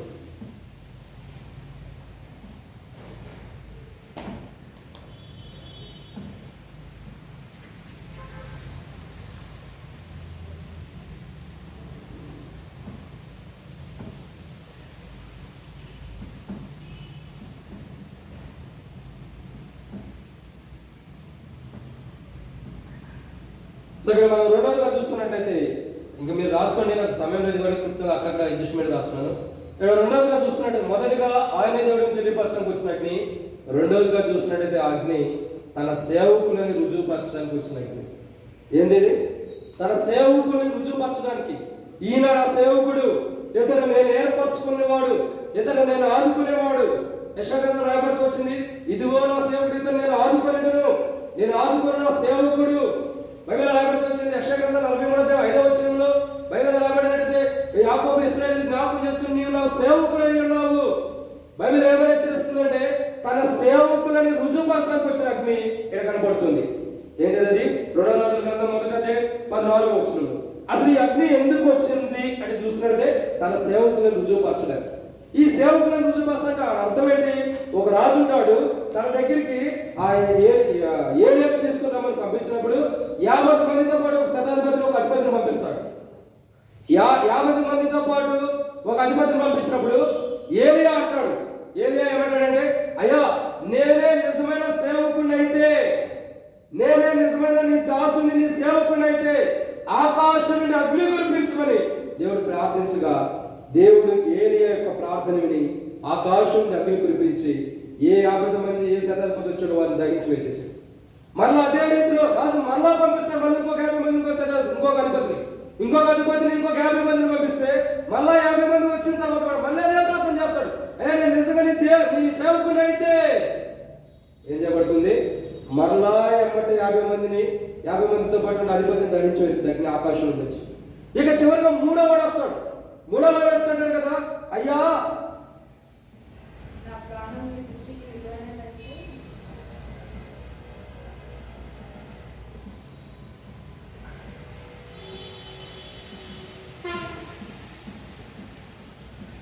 ఇవన్నీ మీరు రాసుకోండి. ఇక్కడ మనం చూస్తున్నటువంటి కోణాన్ని అర్థం చేసుకుంటే, మొదటి అధిపతి వచ్చాడు, ఇతడు మొదటి అధిపతి ఇతనితో పాటు 50 మందిని తీసుకొచ్చాడు. ఇతడు రెండో అధిపతి 50 మందిని తీసుకొచ్చాడు. ఇతడు మూడో అధిపతి 50 మందిని తీసుకొచ్చాడు. ఇక్కడ అర్థం కావాల్సింది ఏంటంటే, ఈ మొదటి అధిపతి 50 మందిని తీసుకొచ్చినప్పుడు నేను నిజమైన నీ సేవకుడిని అయితే దహించేసాడు. రెండో అధిపతి సేవకుడు వచ్చినప్పుడు, అక్కడ 50 మంది వచ్చినప్పుడు నేను నిజమైన సేవకుడిని అయితే దహించేసాడు. మూడో అధిపతి వచ్చాడు. మూడో అధిపతి వచ్చి ఏమన్నాడు? రాజు దగ్గరికి పంపించబడిన వాడు వచ్చిన వాడు ఏం చేశాడంటే సరెండర్ అయిపోయాడు. ఇక ఎదిరించడం లేదు, ఇక్కడ రమ్మనట్లా. ఇక్కడ వచ్చామన్నాడు 14వ వచనంలో, చెత్తగించు ఆకాశం నుండి అగ్ని దిగి వెనుకటి పంచదాధిపతి ఇద్దరిని వారి 50 మందితో కూడా దహించారు. అయితే నా ప్రాణం నీ దృష్టికి ఏమైనది ప్రియమైనదిగా ఉండలేమని మనం చేయక యెహోవా దూత వారికి భయపడకము, వారితో కూడా దిగి వెళ్ళము. ఏలియాకు సెలవిచ్చాను కనుక అతడు లేచి వారితో కూడా రాజు నేతకు వచ్చాడు. ఇక్కడ అర్థం చేసుకోవాల్సిన కోణం ఏంటంటే ఇద్దరు వ్యక్తులు వచ్చారు. ఈ ఇద్దరు వ్యక్తులు కూడా ఒకడు గర్వం కలిగి ఉన్నాడు, ఒకడు అతిశయించేవాడు. వీళ్ళు ఏం చేస్తున్నారు? బహుశా నేను అనుకుంటా, ఓ ఏరియా ప్రవక్త రా, రాజు రమ్మన్నాడు, వెళ్దాం రా. గర్వించిన వాడు ఉన్నాడు, అతిశయించిన వాడు ఉన్నాడు. సో వీళ్ళిద్దరి యొక్క ప్రవక్తలు బాగలేదు కాబట్టి ఏరియా ప్రార్థన చేయగానే ఆకాశం నుండి అగ్ని వచ్చి, ఇది రెండోసారి, ఈ రెండో అగ్ని వచ్చి ఏం చేస్తుందంటే ఈ 100 మందిని ఇద్దరు అధిపతులను దహించి వేసింది కూడా. ఇక మూడో వాడు గుర్తెరిగాడు, ఇట్లా వెళ్తే కుదరదు, ఇదే రీతిలో నేను కూడా వెళ్తే నేను కూడా చచ్చిపోతాను, నా భార్యకి నేను బెనిమిట్గా ఉండలేక, సో కాబట్టి నేను ఇలా ఉంటే కుదరదు. నేనేం చేయాలంటే నన్ను నేను తగ్గించుకోవాలి. నన్ను నేను తగ్గించుకున్న ఆ యొక్క సేవకుడి దగ్గరికి వెళ్తే ఆయన ఖచ్చితంగా నా ప్రాణాన్ని కాపాడుతాడని గుర్తెరిగాడు.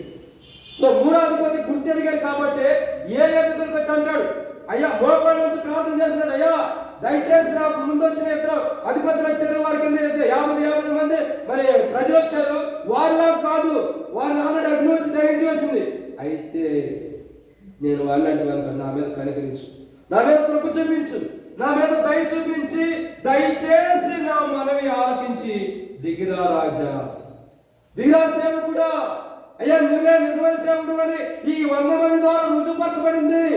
నీవే నిజమైన దేవుడు, నీవే గొప్పవాడివి, నీ తప్పితే వేరే దేవుడు అని రుజువుపరచబడింది కాబట్టి వారందరూ కూడా నీ దగ్గరకు వచ్చి అశ్రద్ధ కలిగి ఉన్నారు.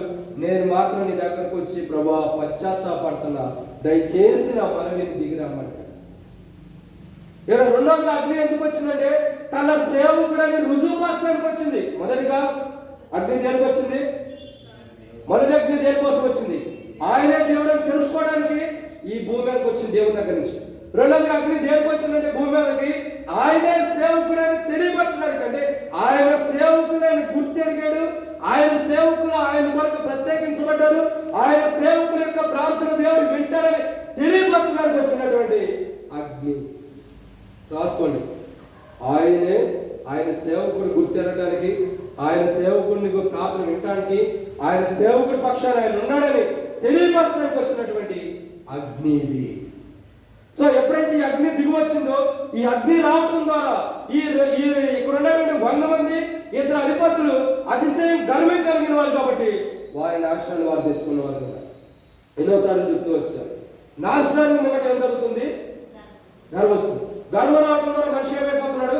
నాశనం అయిపోతున్నాడు. సో ఇక్కడ ఉన్న 100 మంది 100 మంది ఇద్దరు ఇక్కడ ఉన్నటువంటి ఇద్దరు వీళ్ళు 100 మంది 102 మంది కూడా ఏం చేయబడుతూ వచ్చారంటే నాశనం ఉందా, వీళ్ళకి గర్వం వచ్చింది కాబట్టి వీళ్ళు నశించిపోయిన వారు ఉన్నారు. వీళ్ళు ఈ యొక్క 50 మందితో పాటు శతాధిపతి ఇతడి యొక్క మంచితనాన్ని బట్టి ఈ 50 మంది ప్రాణాలు కాపాడబడుతూ వచ్చింది. వీళ్ళిద్దరి యొక్క అవిధేయత, వీళ్ళిద్దరి యొక్క పొరపాటు, వీళ్ళిద్దరి యొక్క గర్వం, వీళ్ళలో ఉన్న అసూయ, వీళ్ళలో ఉన్న అతిశయాన్ని బట్టి ఈ 100 మంది ప్రాణాలు పోవడానికి కారణమైన వారు ఉంటారు. కానీ ఏ ఒక్కడు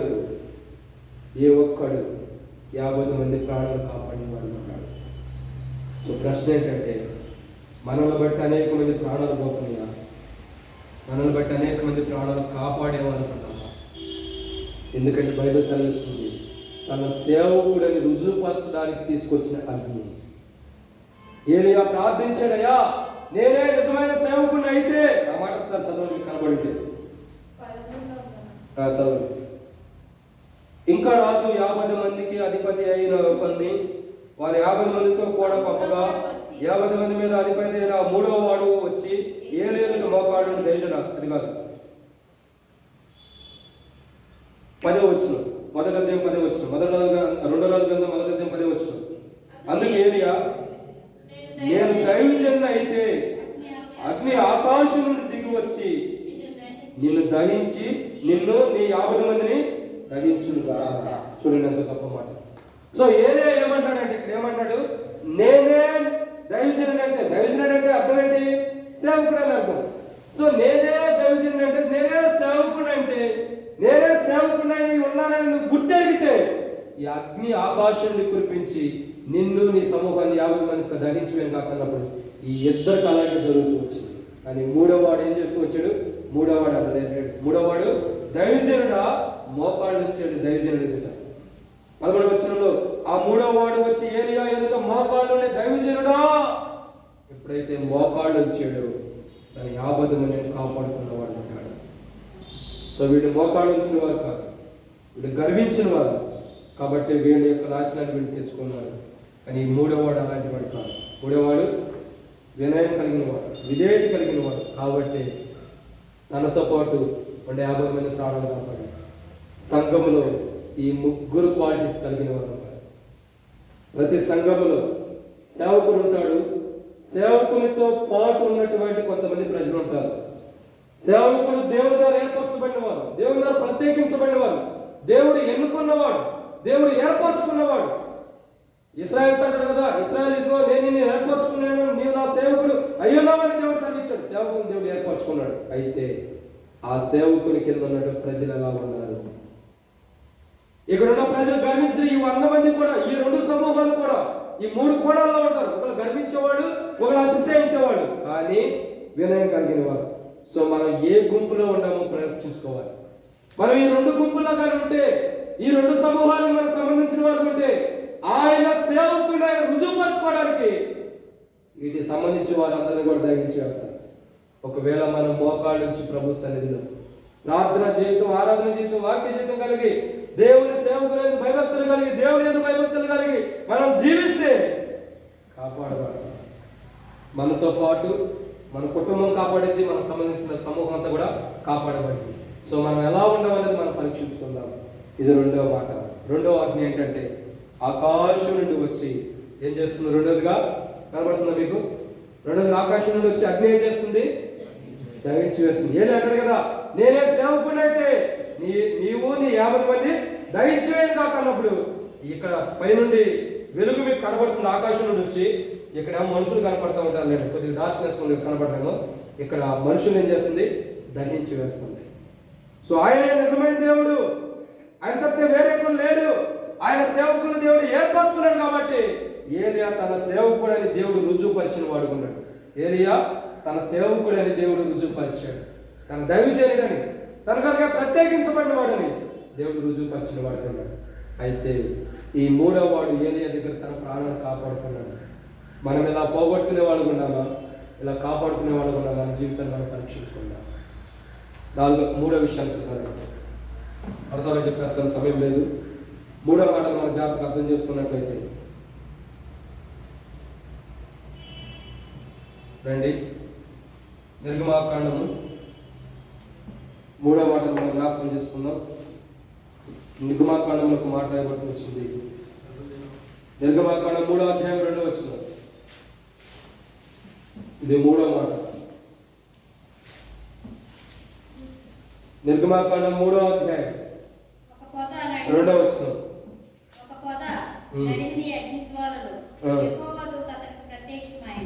అతను చూసినప్పుడు అగ్ని వలన ఆ పొద మండుచుండెను, కానీ పొద కాలిపోలేదు. అప్పుడు మోషే, ఆ పొద ఎలా కాలిపోలేదో నేను ఈ తట్టు వెళ్ళి ఆ తట్టు వెళ్ళి ఈ గొప్ప వింత చూసేదని అనుకునేది. చాలా కాబట్టి ఇక్కడ మనం 3వదిగా చూస్తున్న కోణం ఏంటంటే బైబిల్ సెలవిచ్చిన మాట. మొదటిది ఏంటి? మొదటిది ఏలియా, ఆయనే దేవుడిని తెలియపరచడానికి వచ్చింది. 2వది ఏలియానే తన సేవకులను రుజువుపరచడానికి. 3వదిగా మోషే. సో ఇక్కడ 3వదిగా చూస్తున్న కోణం ఏంటంటే 3వసారి అగ్ని దిగి వస్తుంది. ఈ అగ్ని దిగి వచ్చిన పరలోకం దిగి వచ్చిన అగ్ని గురించి చూస్తున్నాం. 3వ మాటను చూస్తున్నట్టయితే పిలుపు కొరకైన అగ్ని. ఏంటది? పిలుపు కొరకు. మోషే మనం చూసినట్లయితే నిర్గమాకాండం 3వ అధ్యాయంలో, నిర్గమాకాండం 3వ అధ్యాయం 2వ వచనంలో ఒక మాట చదివినట్లయితే మోషే ఏం చేస్తున్నాడంటే అరణ్య ప్రదేశంలో ఉన్నప్పుడు, విద్యావనమైనటువంటి అరణ్య ప్రదేశంలో ఉన్నప్పుడు, ఆ అరణ్య ప్రదేశం ఏం జరుగుతుందంటే ఒక పొద, ఒక చెట్టు ఉంటుంది. ఆ చెట్టు, ఆ పొద ఏం చేస్తుందంటే కాలిపోతుంది కదా, కానీ కాలిపోవట్లా. మంట అయితే వస్తున్నారు, కాలిపోవట్లేదు. ఇదిగో చూడండి, మీరు కనబడుతుందా? ఇది పొద. మోషే అక్కడ ఉన్నాడు. సో ఇక్కడ అర్థం చేసుకోవాల్సిన కోణం ఏంటంటే ఒక పొద కాలిపోతుంది. ఆ కాలిపోతున్న పొదని మోషే ఏం చేస్తున్నాడు? ఎన్ని చూస్తున్నాడు. ఎన్ని చూస్తూ ఉండగానే మోషే పొద దగ్గరికి వెళ్తున్నప్పుడు మోషేతో ఒక స్వరం మాట్లాడుతుంది. ఏమని? చదవండి అన్నమాట. మోషే దగ్గరకు ఒక స్వరం పలుకుతుంది. ఏమని? 4వ వచనం. దాన్ని చూచుటకు అతడు ఆ తట్టుకొచ్చుట యెహోవా చూచిన దేవుడు ఆ పదం నడుము నుండి మోషే మోషే అని అతను పిలిచాను. అందుకు అతడు ప్రభువా చిత్తము ప్రభువా నేను అందుకని దగ్గరకు రావద్దు, నీ పాదం నుండి నీ చెప్పులు విడుము, నీవు నిలుచున్న స్థలము పరిశుద్ధ స్థలం. సో ఇక్కడ మనం జాగ్రత్తగా అర్థం చేసుకోవాల్సిన కోణం ఏంటంటే పిలుపు కొరకైన వచ్చినటువంటి అగ్ని ఇది. ఏంటది? ఇది పిలుపు, దేవుని పిలుపు కొరకు. అంటే దేవుడు తన దగ్గరికి తన ప్రజలను పిలిపించుకోవడం కోసం, తన ప్రజల్ని తన దగ్గరికి తీసుకురావడం కోసం ఈ అగ్ని ప్రత్యక్షమైనదిగా ఉంది. సో ఈ అగ్ని ప్రత్యక్షం అవడం ద్వారా ఏం జరుగుతుందంటే మోషే అరణ్య ప్రదేశంలో ఉన్నప్పుడు, అరణ్య ప్రదేశంలో ఉన్న మోషే ఆ యొక్క అరణ్యంలో ఉన్నప్పుడు ఒక పొద కాలిపోతున్న సందర్భంలో అది కాలిపోవటం లేదు కానీ కాలుతున్నట్టుంది. ఏంటి అసలు ఏం జరుగుతుంది దగ్గరికి చూద్దామని వెళ్తున్నప్పుడు దేవుడు ఒక మాట అంటాడు. ఏమన్నాడు? మోషే నీవు నిలుచున్న స్థలము పరిశుద్ధ స్థలము, కాబట్టి ఏం చేయాలా? నీ చెప్పులను విడిచిపెట్టు. సో ఇక్కడ చెప్పులు అంటే అర్థం ఏంటంటే, చెప్పులు అంటే అర్థం ఏంటంటే అపవిత్రమైనది. ఏంటది? అపవిత్రమైనది, పాపం అని కూడా చెప్పుకోవచ్చు, పాపంతో కూడింది. సో అపవిత్రమైనది అంటే అర్థం కావాల్సిందండి, మనం డౌట్ కావచ్చు కదా చెప్పులు అంటే అపవిత్రమైనది అండి. నేను చెప్తా దాని విషయం. అపవిత్రమైనది అంటే అర్థం ఏంటంటే ఇప్పుడు మనం చూస్తాం రోడ్డు మీద నడుచుకుంటూ వెళ్తాం. రోడ్డు మీద నడుచుకుంటూ వెళ్ళినప్పుడు మనం చెప్పులు వేసుకెళ్తాం. చెప్పులకి అనేక రకమైనటువంటి ఉమ్ము కానీ పేడ కానీ ఇంకా ఇంకా ఇంకా అన్నీ కూడా ఏమవుతాయి, ఆ చెప్పుకు అతుక్కుంటూ ఉంటాయి. సో చెప్పుకు అతుక్కున్నప్పుడు మనం ఏం చేస్తాం? ఇది బాగుందిగా చక్కగా ఉంది అని చెప్పి ఇంట్లో బెడ్రూమ్లోకి వేసుకెళ్తామా?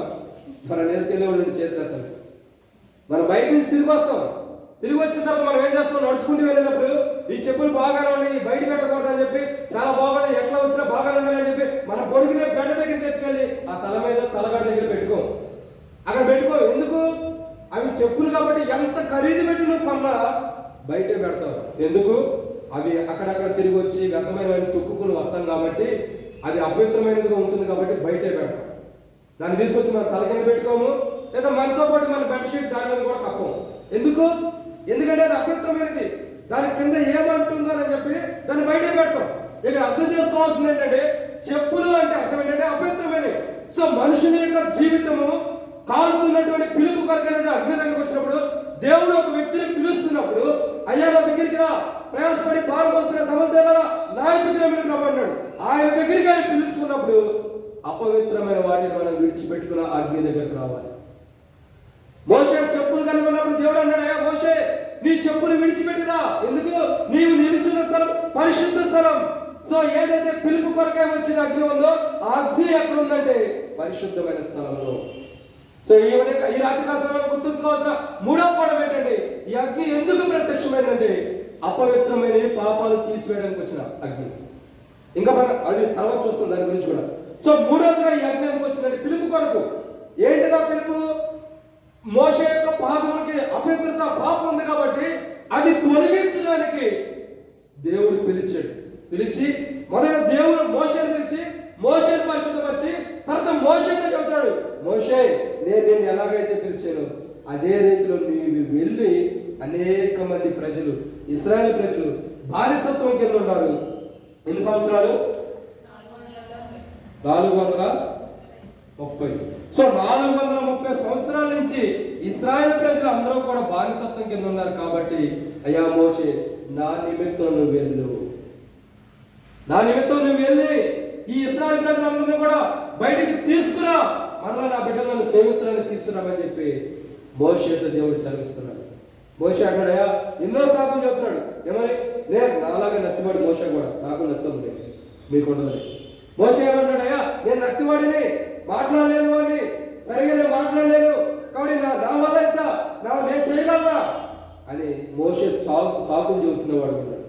సాకులు చెప్పినాను దేవుడు విడిచిపెట్టలా. మోషే నీ అన్నున్నాడు, బాగా మాట్లాడగలడు, అయినా నేను నిన్నే ఎందుకు ఏర్పరచుకున్నానంటే నువ్వు నా దృష్టిలో ఉన్నవాడివి, నా ద్వారా ప్రత్యేకించబడిన వాడివి. నీ అన్న బాగానే మాట్లాడతాడు, అతను బాగా మాట్లాడగలిగిన సమర్థుడు, బాగానే మాట్లాడతాడు, కానీ అతనికి ఏమైనా ఆధిక్యత నీకే ఎందుకు ఇస్తున్నాడు? ఇంకా దేవుడితో మాట్లాడాడు అహరోనుకి నువ్వు దేవుడు అంటాడు, అహరోనుకి నువ్వు దేవుడు అంటేవాడు అంటాడు. సో ఇక్కడ అర్థం ఏంటంటే మాట లేని వాడిని, నత్తి వాడిని, సరిగా మాట్లాడలేనటువంటి వాడిని తీసుకొచ్చి అతని పాపాలు దేవుడు, అతని అపవిత్రమైన వాటిని దేవుడు క్షమించి ఇశ్రాయేలు ప్రజలు విడిపించేవాడుగా దేవుడు చేసిన వాడు ఉంటాడు. ఎంత గొప్పవాడు, ఈ అగ్ని ఎందుకు వచ్చిందంటే ఇశ్రాయేల్ కొరకై విడిపించడం కోసం వచ్చిన అగ్ని. మోషేకి అగ్ని ప్రత్యక్షమైన ఎందుకు? పిలుపు కొరకైన అగ్ని. మోషే రా, నా దగ్గరికి రా, నా ప్రజలు విడిపించాలని చెప్పి దేవుడు మోషే ద్వారా అద్భుతం ఏదైతే చేయాలని ఇష్టపడ్డాడో ఆ అద్భుతాలని చేయడం కొరకు మొదటిగా అగ్ని ద్వారా పిలిచిన వాడు ఉంటాడు. ఈ రాత్రి కాల సమయంలో మనం గుర్తుంచుకోవాల్సిన మూడో కోణం ఏంటంటే దేవుడు పిలుపు అగ్ని లాంటిది. ఆయన అంటాడు, నా మాటలు అగ్నే సుత్య వంటివి కావా అంటాడు ప్రభు. అన్నాడా లేదా? నా మాటలు అగ్ని వంటివి, అగ్ని సుత్య వంటివి. సో అగ్ని లాంటి మాటలతో దేవుడు మోషేని పిలిచిన వాడు ఉన్నాడు. పిలిచిన దేవుడు ఎలాంటి వాడు? నమ్మదగిన వాడు. సో దేవుడు నమ్మదగిన దేవుడు కాబట్టి 430 సంవత్సరాలు బానిసత్వం ఉన్న ప్రజల్ని మొదట దేవుడు మోషేని సరిచేసి ఈ 430 సంవత్సరాలు బానిసత్వం ఉన్న ఇశ్రాయేలు ప్రజలు కూడా విడిపించిన వాడు ఉంటాడు. వీళ్ళందరినీ విడిపించడానికి గల కారణం ఏంటి?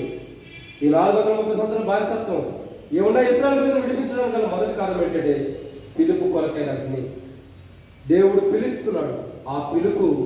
ఆ పిలుపుని రుజువుపరచడానికి వచ్చినటువంటి అగ్ని.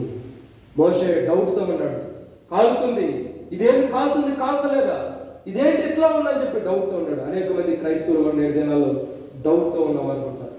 ఈ దేవుడు కార్యం చేస్తాడా చేయడా, ఇది చేస్తున్నట్టుందా చేయనట్టుందా, ఇది నిజంగా చేసేటట్టుందా లేదా అని చెప్పి అనేక మంది ప్రజలు నేటి దినాల్లో క్రైస్తవులు అనుమానంతో ఉన్నవారు ఉన్నారు. అతని యొక్క అనుమానాన్ని తొలగించిన వాడు ఉన్నాడు దేవుడు.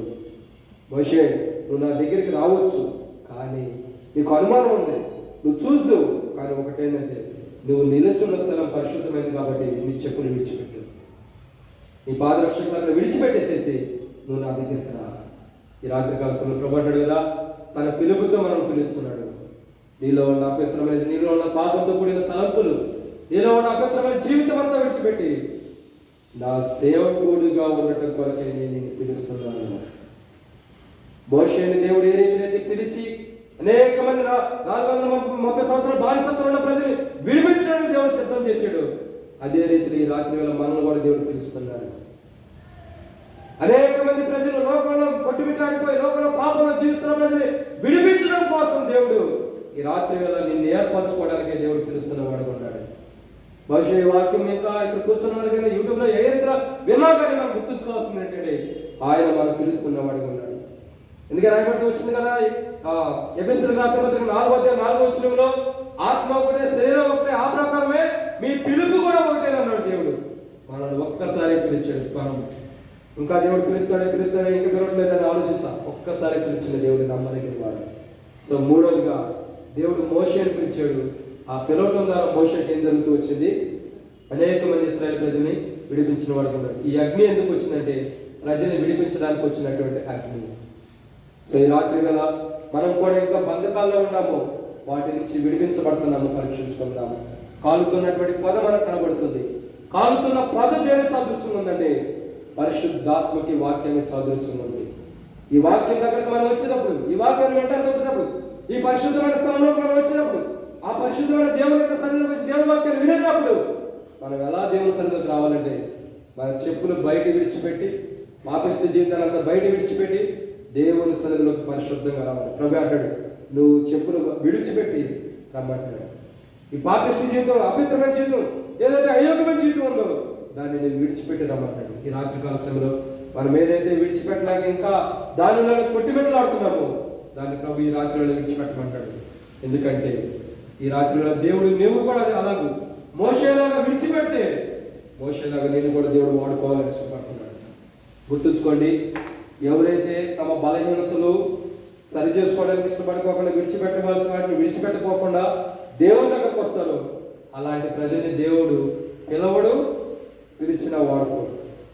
సో మనల్ని దేవుడు వాడుకోవాలన్నా తన పిలుపు నిశ్చయిత మనకు ఇవ్వాలంటే మనము విడిచిపెట్టవలసిన వాటిని విడిచిపెట్టడం. మోషే ఏ రీతిలో అయితే దేవుని మాటకు లోబడి విడిచిపెట్టవలసిన వాటిని విడిచిపెట్టి మొదలకు వచ్చాడు, అదే రీతిలో మనం కూడా మన బలహీనతలు, అవిధేయతలు, పొరపాట్లు ఎన్నో ఉంటాయి.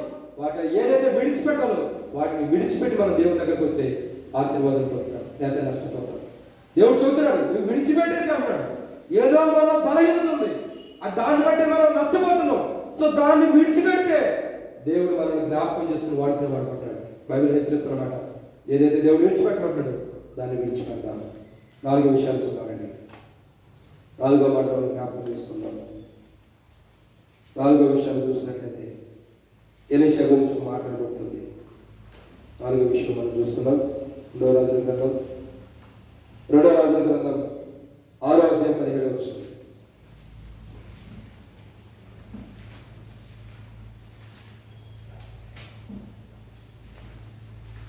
2వ రాజుల గ్రంథం 6వ అధ్యాయం 17వ వచనం. యెహోవా దయచేసి వీని కన్నులు తెరవమని ఎలీషా ప్రార్థన చేయగా యెహోవా ఆ పనివాని కన్నులు తెరవజేసిన కనుక వాడు ఎలీషా చుట్టూ పర్వతము అగ్ని గుర్రముల చేత రథముల చేతను నిండియుట చూచెను.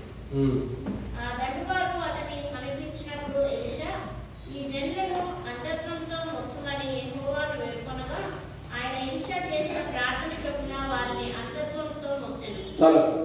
కాబట్టి రాత్రి వేళ మనం 4వ మాట జ్ఞాపకం చేసుకోకమునుపు 3 విషయాలు జ్ఞాపకం చేసుకున్నాం. మొదటి మాట ఏంటి? ఆయనే దేవుడని ఎలీషా తెలియపరిచాడు. 2వ మాట ఏంటి? తన సేవకులను ఎలీషా రుజువుపరిచాడు. 3వ మాట ఏంటి? పిలుపు కొరకైనటువంటి అగ్ని. 4వదిగా ఏంటంటే ఈ అగ్ని ఎందుకు వచ్చిందని బైబిల్ కనబడుతుంది? ప్రాణాలను కాపాడటానికి వచ్చిన అగ్ని. ఏంటది? అది ప్రాణమును కాపాడటానికి. అసలు అగ్ని ప్రాణం కాపాడిద్దా, దహించి వేసిద్దా? మనం ప్రశ్నించుకుందాం. మనం అగ్నిలోకి వెళ్ళి కూర్చుంటే మనం కాలిపోతామా, హ్యాపీగా ఉంటామా? ఏం చేయబడుతుంది? కాలిపోతాం. కానీ ఇక్కడ దిగు వచ్చిన అగ్ని ఏంటంటే ప్రాణాన్ని కాపాడుతున్నదిగా ఉంటుంది. ఇక్కడ ఎలీషా గురించి మనం చూసినట్లయితే ఎలీషా యొక్క జీవితంలో మనకు ఏం నేర్పిస్తుందంటే, గెహాజీ అనేటువంటి వ్యక్తి ఉన్నాడు ఎలీషా దగ్గర. ఈ గెహాజీ గురించి మనకు తెలుసు చాలా మందికి. అయితే ఈ ఎలీషా ఏం చేస్తాడంటే మనం జాగ్రత్త అర్థం చేసుకుంటే, అనేక మంది సమూహం వచ్చి వీరి దగ్గరకు వచ్చి బహుశా వీరిని చంపడానికి రావచ్చు, వీరిని హింసించడానికి రావచ్చు, వీరిని గాయపరచడానికి రావచ్చు. ఏదో ఒక కొడలో వీరి కొరకే కొంతమంది వచ్చారు.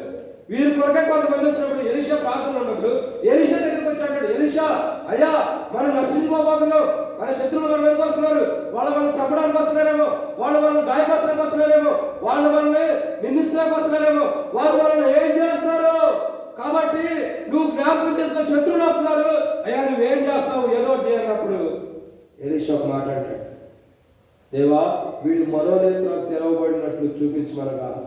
తన మనోనేత్రాలు ఎప్పుడైతే గెహాజీ యొక్క మనోనేత్రాలు తెరవబడియో ఆ తెరవబడిన మనోనేత్రాలతో ఎలీషా ప్రార్థన చేసిన తర్వాత చూసినప్పుడు వారి చుట్టూ అగ్ని ప్రాకారాలు వేయబడుతున్నాయిగా కనబడుతుంది. ఇది వన్ సైడే కనబడుతుంది, చుట్టూ ఉండేది రండి, కానీ వన్ సైడే మీకు ఫొటోస్ అన్నది క్లియర్ కనబడుతుంది. సో ఇక్కడ మనం చూస్తున్నట్టు ఏంటంటే అగ్ని ఏం చేస్తుందంటే ఇక్కడ బైబిల్ రాయబడి వచ్చినట్ట ప్రాణమును కాపాడటానికి వచ్చింది. ఎలీషా యొక్క ప్రాణం, గెహాజీ యొక్క ప్రాణం నష్టపోకుండా, కాలిపోకుండా, శత్రువుల ద్వారా హింసించబడుకోకుండా, శత్రువుల ద్వారా గాయపరచబడుకోకుండా, శత్రువుల ద్వారా చనిపోకుండా ప్రాణం కాపాడడానికి వచ్చినటువంటి అగ్ని ఇక్కడ మనకు కనబడుతుంది. సో 4వది ఇక్కడ మనం చూస్తున్న ఈ అగ్ని ఎందుకు వచ్చిందంటే ప్రాణం కాపాడటానికి. ఈ అగ్ని గురించి ఇంకొక మాట మనకు జ్ఞాపకం చేసుకుంటాం. ఎవరున్నారు అగ్నిలో? ఎవరున్నారు? దానియేలు, షద్రక్ మిషక్ అబేద్నెగో. సో వాళ్ళ గురించి మనం జాగ్రత్తగా అర్థం చేసుకున్నట్టయితే వాళ్ళని తీసుకెళ్ళి ఏం చేశారు? ఎందుకు పడేసారు చెప్పండి?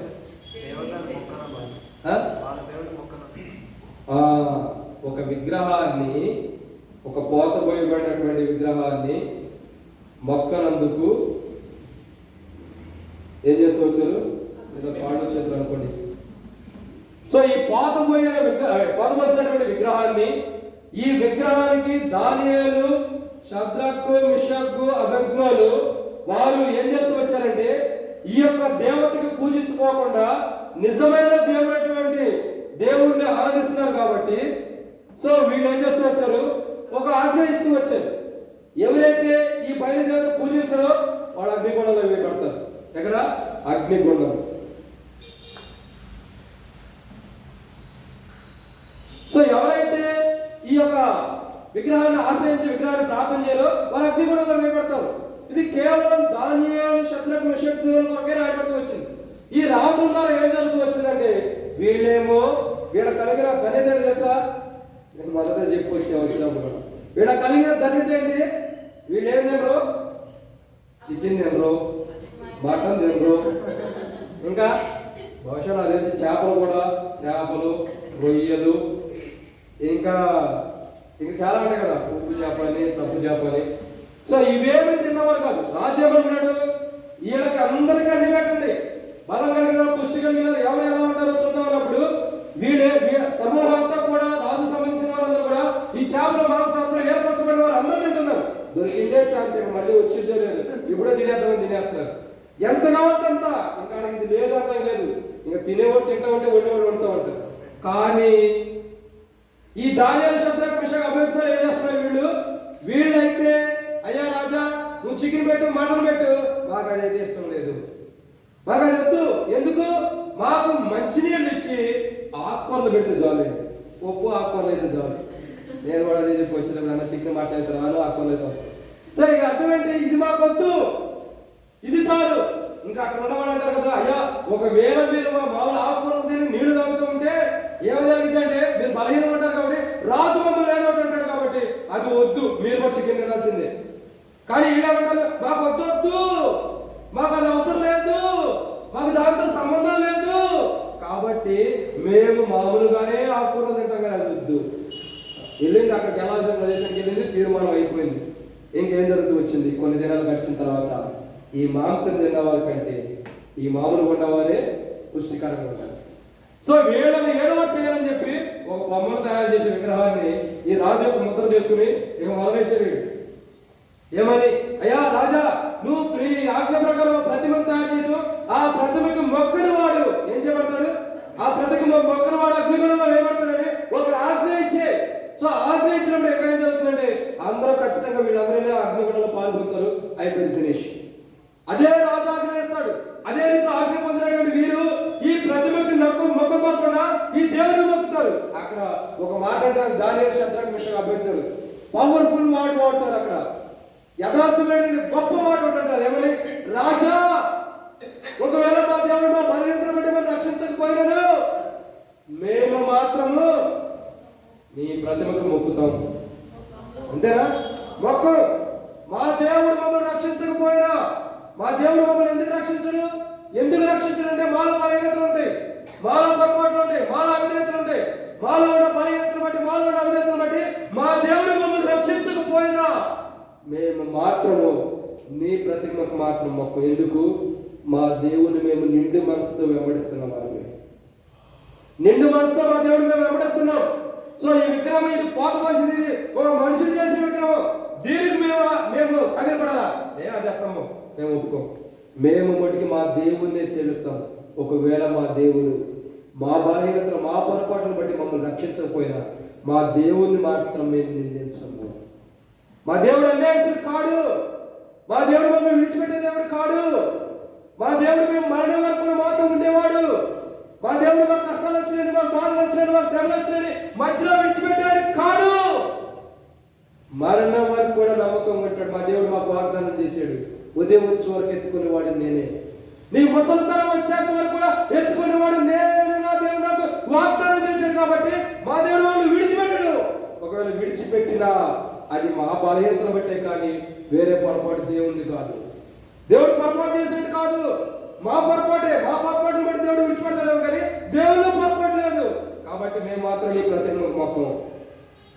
అయితే మీకు కొంత పదానికి వెళ్దాం, తీసుకెళ్ళలేదు అగ్నిగుణంలో పడవేశారు. అక్కడ రాయబడుతుంది, దానికి ఇక్కడ షద్రక్, మేషక్, అబేద్నెగోను పడవేయడానికి వచ్చిన వారితో పాటు పడవేయడానికి వచ్చిన వాళ్ళు కూడా అగ్నిగుణంలో ఆ వేడికి తట్టుకోలేక కాలిపోయారంట. అప్పుడు దాకా వేడి ఎంత ఉంది, 1% ఉన్నటువంటి వేడి అగ్నిగుండాన్ని, అగ్ని కాలుతున్నటువంటి అగ్ని 7 అంతలు పెంచారంట. ఎన్నంతలు? అందుకే మనం 7 పాయింట్. సో 7 అంతలు అగ్ని పెంచారంట. ఒక మంట ఉంటే 7 అంతలు పెంచారు. ఇంకా అది ఎంత భయంకరంగా ఉందో. ఆ వీరిని పడేయడానికి వచ్చిన వారు కాలిపోయారంట అక్కడ, ఆ యొక్క వేడిని తట్టుకోలేక. కానీ ఈ లోపల ఉన్నటువంటి ముగ్గురు సజీవంగా ఉన్నారు. ఇది మీకు అర్థమైంది ఏంటిది? వారి తల వెంట్రుకల్లో ఒక్కటైనను కాలిపోలేదా? ఒక్కటి కూడా కాలిపోలేదా? అదే మనల్ని పడితే ఎంటికలు కాదు, మొదట మనమే కాలిపోతాం. అసలు కాలిపోయే వాళ్ళని కూడా తెలియకుండా ఉంటాం మనం. ఒక్కొక్కటి రాదు మనం కాలిపోయి. కానీ వీరు ఎందుకు అగ్నిగుణంలో కాల్చబడలేదంటే ఆ దేవుని కలిగి ఉన్నారు. తిమోతితో తన బిడ్డలతో చెప్పాడంట. ఏమని చెప్పాడు తెలుసా? నేను ఏ దేవుని కలిగి ఉన్నానో మీరు అదే దేవుని గట్టిగా పట్టుకుని ఉండండి. నేను ఏ దేవుడిని వెంబడిస్తున్నానో ఆ దేవుని గట్టిగా పట్టుకోండి అని చెప్పాడు. సో వాళ్ళు పట్టుకోవడం వరకు ఆశీర్వాదం పొందిన వారు ఉన్నారు. అయితే విషయం ఏంటంటే ఆ దైవజనుడి యొక్క మార్గంలో ఉన్న మనము ఈ దేవుని పట్టుకుంటున్నామా, ఈ లోకాన్ని పట్టుకుంటున్నామా? బైబిల్ మనకు తెలియపరుస్తున్న మాట, దానియేలు, షద్రక్, మిషక్, అబేద్నెగో ప్రాణం అగ్ని గుండంలో కాపాడబడుతుందంటే అర్థం ఏంటంటే వాళ్ళు ఆ దేవుని నమ్మకంగా సేవించారు కాబట్టి వారి ప్రాణాలు కాపాడబడింది. ఇక్కడ ఎలీషా ఇంకా గెహాజీ యొక్క ప్రాణాలు కాపాడబడుతున్నాయంటే అర్థం ఏంటంటే ఎలీషా గెహాజీ యొక్క ప్రాణాలు కాపాడబడి అంటే అర్థం ఏంటంటే ఇదే అగ్ని వీరి ప్రాణాలు కాపాడింది. ఎందుకు? వారి శత్రువులు వారి దగ్గర రాకుండా గెహాజీ యొక్క మనోనేత్రం తెలిసినప్పుడు ఆ యొక్క సమూహానికి వస్తే అగ్నికి దాగులు తగ్గుతున్న వారు ఉంటారు. గెహాజీ తట్టడి మనోనేత్రాలు తెరుచుకుని చూడు. ఎప్పుడైతే మనోనేత్రాలు మూయబడిన మనోనేత్రాలు తెరవబడుతూ వచ్చిందో అప్పుడు తేటగా చూసాడు వాళ్ళ చుట్టూ దేవుడు ఎలాంటి అగ్ని ప్రకారం వేశాడు. నేటి దినాన మనం కూడా మన యొక్క ఆత్మీయమైన జీవితంలో ఉన్న మనోనేత్రాలు తెరిచి పాపం ధరంగా లోకాన్ని బట్టి ఏదైతే మనోనేత్రం ముయ్యబడిందో ఆ ముయ్యబడిన మనోనేత్రాలు మనం తెరిస్తేనే నిజంగా దేవుడు మన చుట్టూ వేసినటువంటి ప్రాకారాలు కనబడుతాయి. మనం కానీ మన మనోనేత్రాలు తెరవబడుకోకుండా మనం యథాస్థితిగా దేవుడి దగ్గరికి వస్తే దేవుడు మన ప్రాణాన్ని ఎలా కాపాడుతున్నాడు అనేది మనకు తెలియదు. నిజంగా తెలియపరచబడాలంటే మన మనోనేత్రాలు తెరవబడాలి. ఇక్కడ బైబిల్ అంటుంది కదా, 4వ మాట, ఈ అగ్ని ఎందుకు వచ్చిందంటే ప్రాణం కాపాడడానికి వచ్చిందిగా ఉంది. 5వ విషయం చూద్దామండి. కీర్తన గ్రంథము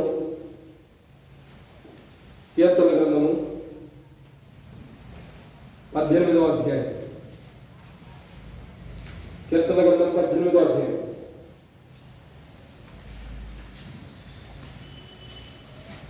కీర్తన గ్రంథం 18వ అధ్యాయము 8వ వచనం. ఆయన నాసికారంధ్రం నుండి పొగ ఆయన నోట నుండి అగ్ని వచ్చి దహించెను. అట్లాగే 97వ అధ్యాయము 3వ వచనం కూడా చదవండి.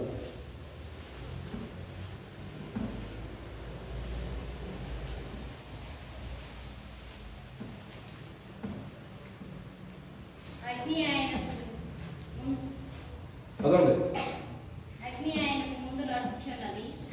అది చుట్టూనున్న ఆయన శత్రువులను కాల్చివేయుచున్నది. ఆయన తెరవులు లోకమును, ఆయన మెరుపులు లోకమును ప్రకాశింపజేయుచున్నది. చాలా. కాబట్టి ఇక్కడ 5వదిగా మనం చూస్తాం. నేను ముగించి వేస్తాను, ఒక 10 నిమిషాలు ముగించి వేస్తాను, 15 నిమిషాలు. ఇక్కడ మనం చూస్తున్నటువంటి 5వ కోణం ఏంటంటే బైబిల్ సెలవిస్తున్నమాట, మొదటిగా అగ్ని ఎందుకు వచ్చింది? ఆయనే దేవుడు రుజువుపరచడానికి. 2 తన సేవకులు రుజువుపరచడానికి. 3వదిగా పిలుపు కొరకైన వచ్చిన అగ్ని. 4వదిగా ప్రాణం కాపాడడానికి వచ్చిన అగ్ని. 5వదిగా చూసినట్టే శత్రువును దహించడానికి వచ్చిన అగ్ని. 5వదిగా ఏంటి? శత్రువును గ్రహించడానికి. ఇక్కడ చూసినట్టే దావీదు యొక్క శత్రువులు ఉన్నారు, ఇంకా దేవుని యొక్క శత్రువులు ఉన్నారు. సో ఇద్దరు మనసు ఒకటే. అందుకే దేవుడు అంటారు కదా, దావీదు నా హృదయానుసారుడని దేవుడు శ్రమిస్తున్నవాడు ఉంటాడు. అంటే అర్థమేంటి? ఇద్దరు హృదయం ఒకటే. సో ఇక్కడ చేస్తుందంటే దావీదుకి శత్రువులున్నా దేవునికి శత్రువులు ఉన్నట్టు, దేవునికి శత్రువులున్నా దావీదుకి శత్రువు అయినట్టు. ఎందుకు?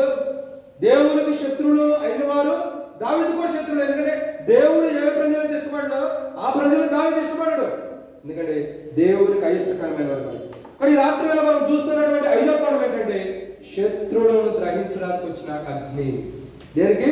శత్రువును గ్రహించడానికి. సో దేవునికి ఎవరైతే శత్రువులు ఉంటారో వాళ్ళు గ్రహించడానికి వస్తుంది అగ్ని. సో మనం కూడా దేవునికి ఒకవేళ శత్రువులుగా ఉంటే మీరు చూడండి ఇక్కడ మనకు కనబడుతుంది.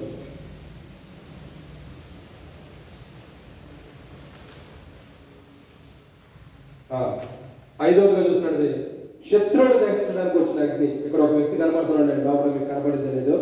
కానీ ఇక్కడ 5వ మాట మనం చూసినట్టే శత్రువుని, దేవుని శత్రువులైన వారు ఎవరు? దేవుని శత్రువులైన వారు ఎవరు? దేవునికి విరోధం ఉంటూ విగ్రహారాధన చేసేవారే దేవునికి శత్రువులు. మనం చెప్తూ వచ్చాం కదా ఇంతకుముందు కూడా. ఎవరు దేవుని శత్రువులు? విగ్రహారాధన చేసేవారు. సో ఈ విగ్రహారాధన అంటే ఏంటి? విగ్రహారాధన అంటే మనం చెప్పుకుంటాం, గొప్పగా చెబుతాం. ఏమనంటే అయ్యా నేను ఎక్కడ విగ్రహాన్ని ఆశ్రయిస్తున్నాను? చూడు, మందిరంలోనే విగ్రహం లేదు, మా ఇంట్లో ఎందుకు విగ్రహం ఉంటుంది? ఉంటుంది మన ఇంట్లో. ఏముంటుంది? బైబిల్ సంవత్సరం బైబిల్ గురించి మనం ఆలోచిస్తున్నట్టే ఒక మనుషుడు దేవుని కంటే ఎక్కువగా దేని ప్రేమించినా అది విగ్రహం ఉంది లెక్కే. సో ఇప్పుడు మనం పరీక్షించుకోవాల్సింది ఏంటంటే, మనం దేవునికి శత్రువులుగా ఉంటే దేవుని శత్రువులుగా ఉన్నాం కాబట్టి అగ్ని దహించి వేసేది కూడా. సో మనం దేవుని శత్రువుగా కావాలని పరీక్షించుకోవడం ఎట్లాగంటే దేవుని కంటే ఎక్కువగా మనం దేవుని ప్రేమిస్తున్నామో అది గుర్తుంచుకోవాలి. దేవుని కంటే ఎక్కువగా మనం దేవుని ప్రేమిస్తున్నాం. మన యొక్క జాబును ప్రేమిస్తున్నామా? మన కూడా ఆస్తిని ప్రేమిస్తున్నామా? మన కూడా ఐశ్వర్యాన్ని ప్రేమిస్తున్నామా? మన దేహాన్ని దేవుని కంటే ఎక్కువగా ప్రేమిస్తున్నామా? మనకు కలిగినటువంటి అంతటిని బట్టి కూడా దేవుని కంటే ఎక్కువగా ప్రేమిస్తున్నామా? సో మనకు కలిగిన డబ్బును బట్ట, ధనాన్ని బట్ట, ఐశ్వర్యాన్ని బట్ట, ఘనతను బట్ట, పేరును బట్ట, మనకు కలిగిన వాటిని బట్టి మనం దేవుని ప్రేమిస్తున్నామా? దేవుని కంటే ఎక్కువగా ప్రేమిస్తున్నామా లేదా వీటిని ఎక్కువ ప్రేమిస్తున్నామా? సో నువ్వు డబ్బులు ఎక్కువగా ప్రేమించినా బయట రాయబడుతూ వచ్చింది, నీ ధనం ఎక్కడ ఉన్నదో నీ హృదయంలో అక్కడే ఉంది.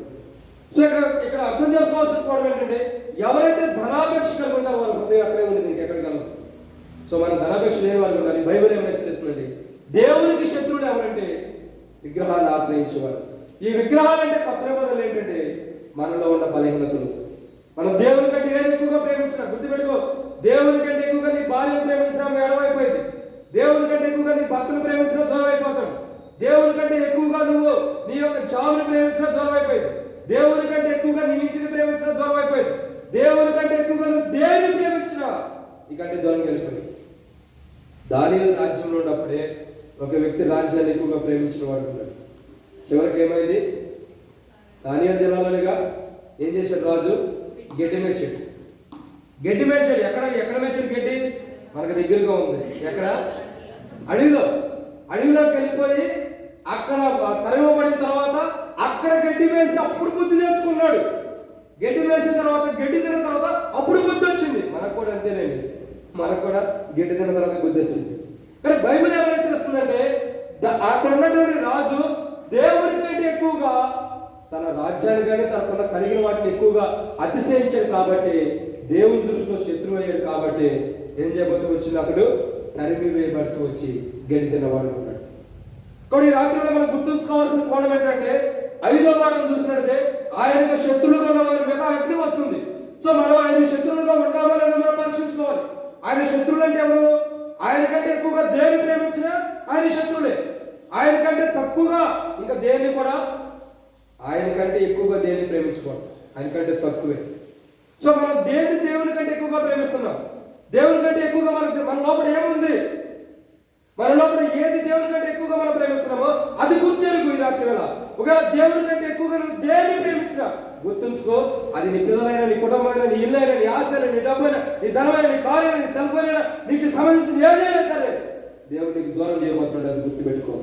దేవుని శత్రువులు ఎవరంటే దేవుని కంటే ఎక్కువగా ప్రేమించేవారు దేవుని శత్రువులు. దేవుని కంటే ఎక్కువగా దేనైతే లోకాన్ని ప్రేమిస్తారో వాడు దేవుని యొక్క శత్రుడు. సో ఈ రాత్రి వేళ దేవుని శత్రువుగా నువ్వు ఉంటున్నావా, దేవుని యొక్క స్నేహితులుగా నువ్వు ఉంటావా? బైబిల్ అంటుంది కదా, బైబిల్ ఏమంటాడు? ప్రభు, నేను మిమ్మల్ని దాసులని పిలవక స్నేహితులని పిలుస్తానంటాడు. సో ఈ రాత్రి వేళ దేవుని స్నేహితులుగా ఉంటే ఈ దహించాక నీ మీదకి రాదు. నువ్వు ఎక్కడైనా దాసుడిగా దేవుని యొక్క స్నేహితులుగా ఉండకపోతే దేవుని శత్రువుగా ఉంటావు. కాబట్టి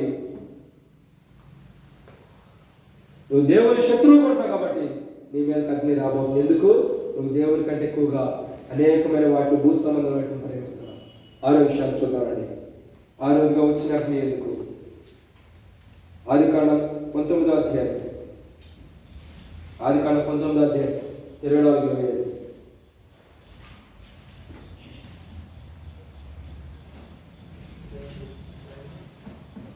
ఆదికాండం 19వ అధ్యాయం 24-25. సొదొమ మీదను గొమొర్రా మీదను యెహోవా యొద్ద నుండి గంధకమును అగ్నిని ఆకాశం నుండి కురిపించి ఆ పట్టణమును, ఆ మైదానం అంతటిని, ఆ పట్టణంలో నివసించిన వారిని అందరినీ, నేల మొలకలను నాశనం చేసింది. చాలా కాబట్టి మనం చూస్తున్నటువంటి 6వ కోణం ఏంటంటే, నేను ముగించి వస్తున్నాను. 6వ మాట చూస్తున్నట్టు అగ్ని వస్తుంది. ఈ అగ్ని 6వదిగా ఎలాంటి అగ్ని అంటే ఇది పాపమును బట్టి వచ్చిన అగ్ని. ఎలాంటిది? ఇది పాపమును బట్టి. సో పాపం అంటే ఏంటి ఆ పాపం? మనం గత దినాల్లో చూసుకోవచ్చు, లాస్ట్ బైబిల్ స్టడీలో కూడా. ఏంటి సొదొమ గొమొర్రాలో ఉన్న పాపము? నేను ఎక్కువసేపు చెప్పను సొదొమ గొమొర్రా గురించి, ఎందుకంటే లాస్ట్ వీక్ మనం చూసుకోవచ్చు. సదోమ గుమ్మరంలో పాపం అగ్ని ఎందుకు వచ్చింది అసలు చెప్పాలి. సదోమ గుమ్మరంలో అగ్ని ఎందుకు వచ్చింది? కనబడుతుందా మీకు అగ్ని? చూస్తే ఎట్టు ఉందంటే ఇంకా కాలుతుంటే అట్టుండదు. సో సదోమ గుమ్మరంలో ఈ అగ్ని ఎందుకు వచ్చిందంటే దేవదూతలతో పాపం చేయడానికి ఇష్టపడుతున్నారు ఎవరు వస్తుంది? ఎవరితో? దేవదూతలతో. సో దేవదూతలతో పాపం చేయడానికి ఇష్టపడ్డారు కాబట్టి, అంటే ఒక రకంగా దేవునితోనే పాపం చేయడానికి ఇష్టపడ్డారు కాబట్టి అగ్ని వచ్చి పాపాన్ని బట్టి వచ్చింది. అగ్ని ఏం చేస్తూ వచ్చింది? బూడిదతో సహా సమస్తాన్ని కూడా దహించి వేసింది. సో ఈ రాత్రిలో మనం గుర్తుంచుకోవాల్సింది ఏంటంటే, మన లోపల కానీ పాపము కానీ ఉంటే, మన లోపల పాపం ఉంటే మనం కూడా ఇలాంటి అగ్నికి దాహుతవుతాం. సో ఇక్కడ రాబడిన మాట ఏంటంటే, ఆజ్ఞాతకు మేము పాపం వల్ల వచ్చే జీతము మరణం. సో ఈ మరణము, ఈ పాపాన్ని బట్టి మనకు వచ్చేది ఏంటంటే అగ్ని. ఇదే అగ్ని రెండవ మరణము. సో ఈ రెండవ మరణం పాపం బట్టి వచ్చింది ఏంటంటే రెండవ మరణం. ఈ రెండవ మరణం అంటే ఈ దేహానికి ఆల్రెడీ మనం చెప్పుకుంటూ వచ్చాం. మన అనేది వెనుకటి వల్ల మళ్ళా భూమి చేరిపోతుంది. అంటే అర్థం ఏంటి? ఈ దేహం మట్టిని తీయబడింది కాబట్టి మట్టిలోకి వెళ్ళిపోతుంది. కానీ ఈ ఆత్మ దేవుని దగ్గర నుంచి వచ్చింది కాబట్టి తిరిగి దేవుని దగ్గరికి వెళ్ళినప్పుడు దేవుని దగ్గరికే వెళ్ళాలి. కానీ ఈ పాపాలను బట్టి అగ్నిగుండంలోకి వెళ్ళకూడదు. సో ఇక్కడ సదోమ గుమ్మరంలో ఉన్న పట్టణస్తులు ఎలాంటి వారు? వాళ్ళు దేవుని దగ్గర నుంచి పంపించబడిన వారే, వారు దేవుని ద్వారా సృష్టించబడిన వారే. కానీ వారి లోపల ఉన్న పాపాన్ని వారు తీసివేసుకోవడానికి ఇష్టపడేది కాబట్టి వారు అగ్ని ద్వారా కాల్చివేయబడుతూ వచ్చారు. ఎలాంటి అగ్ని అది? అగ్ని గంధకములతో కూడినటువంటి అగ్ని. గంధకం ఏం చేస్తుంది? గంధకం ఎక్కువసేపు మండుతుందంట. సో ఎక్కువసేపు మండేటటువంటి అగ్నితో దేవుడు పాపం నుండి వారిని దహించి వేసిన వాడు. ఈ రాత్రిలో మనం ప్రశ్నించుకోవాల్సిన కోణం ఏంటంటే, మనలో కానీ పాపం ఉంటే, మనలో పాపము చూపులు, పాపపు తలములు, పాపపు ఆలోచన మనలో ఉంటే మనం కూడా ఏం చేయబడుతున్నామంటే అగ్నిలో దహించి వేయబడుతున్నాం. సో ఈ రాత్రిలో మనం గుర్తుంచుకోవాల్సిన 6వ కోణం ఏంటంటే, మనలో పాపం ఉంటే ఈ అగ్ని వచ్చి మనం దహించేది ఉంటుంది. సదోమ గుమ్మర పట్టణం పైన పాపం ఉంది కాబట్టి వారి పాపంలో బట్టి వచ్చిన అగ్ని ఇది.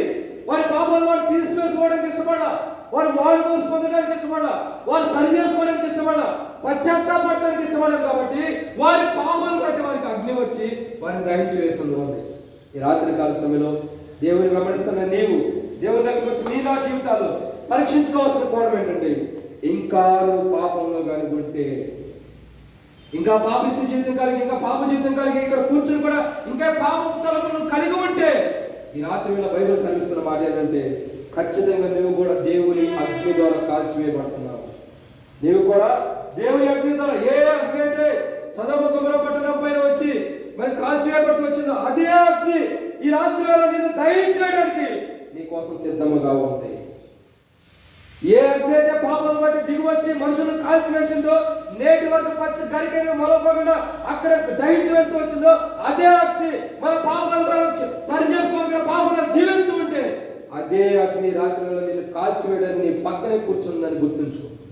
నేను కాల్చివేయడానికి నీ దగ్గర సిద్ధంగా ఉంది. ఎందుకు? నువ్వు పాపంను బట్టి ఉన్నావు కాబట్టి వచ్చేస్తుంది నీకు అగ్ని. నువ్వు పాపం సరి చేసుకుంటే అగ్ని నీ మీద రాకుండా ఆగిపోతుంది. దావీదు ఎన్నోసార్లు చెప్తూ వచ్చాడు, రాజ్యం మీదకి దేవుని ఉగ్రత వచ్చినప్పుడు దావీదు మోకాళ్ళ నుంచి పశ్చాత్తాపడి ఏడుస్తున్నప్పుడు వచ్చినటువంటి దేవుని యొక్క ఉగ్రతనే వెనక్కి తీసుకున్న వాడుకున్నాడు. దేవుడు సెలవిస్తున్నాడు దూతతో, ఖడ్గం యెరూషలేము మీద నుంచి తిరిగి తీసుకోమంటాడు. అదే రీతిలో ఈ రాత్రి వేళ దావీదు వలె మనం కూడా పశ్చాత్తాపడితే మన మీదకు వస్తున్నటువంటి దేవుని యొక్క అగ్ని రాకుండా దేవుడు కాపాడేవాడు. పశ్చాత్తాపం అవసరం, పాప క్షమాపణ అవసరం. పాప క్షమాపణ లేని దేవుడు కూడా పరలోక రాజ్యానికి వెళ్ళడు.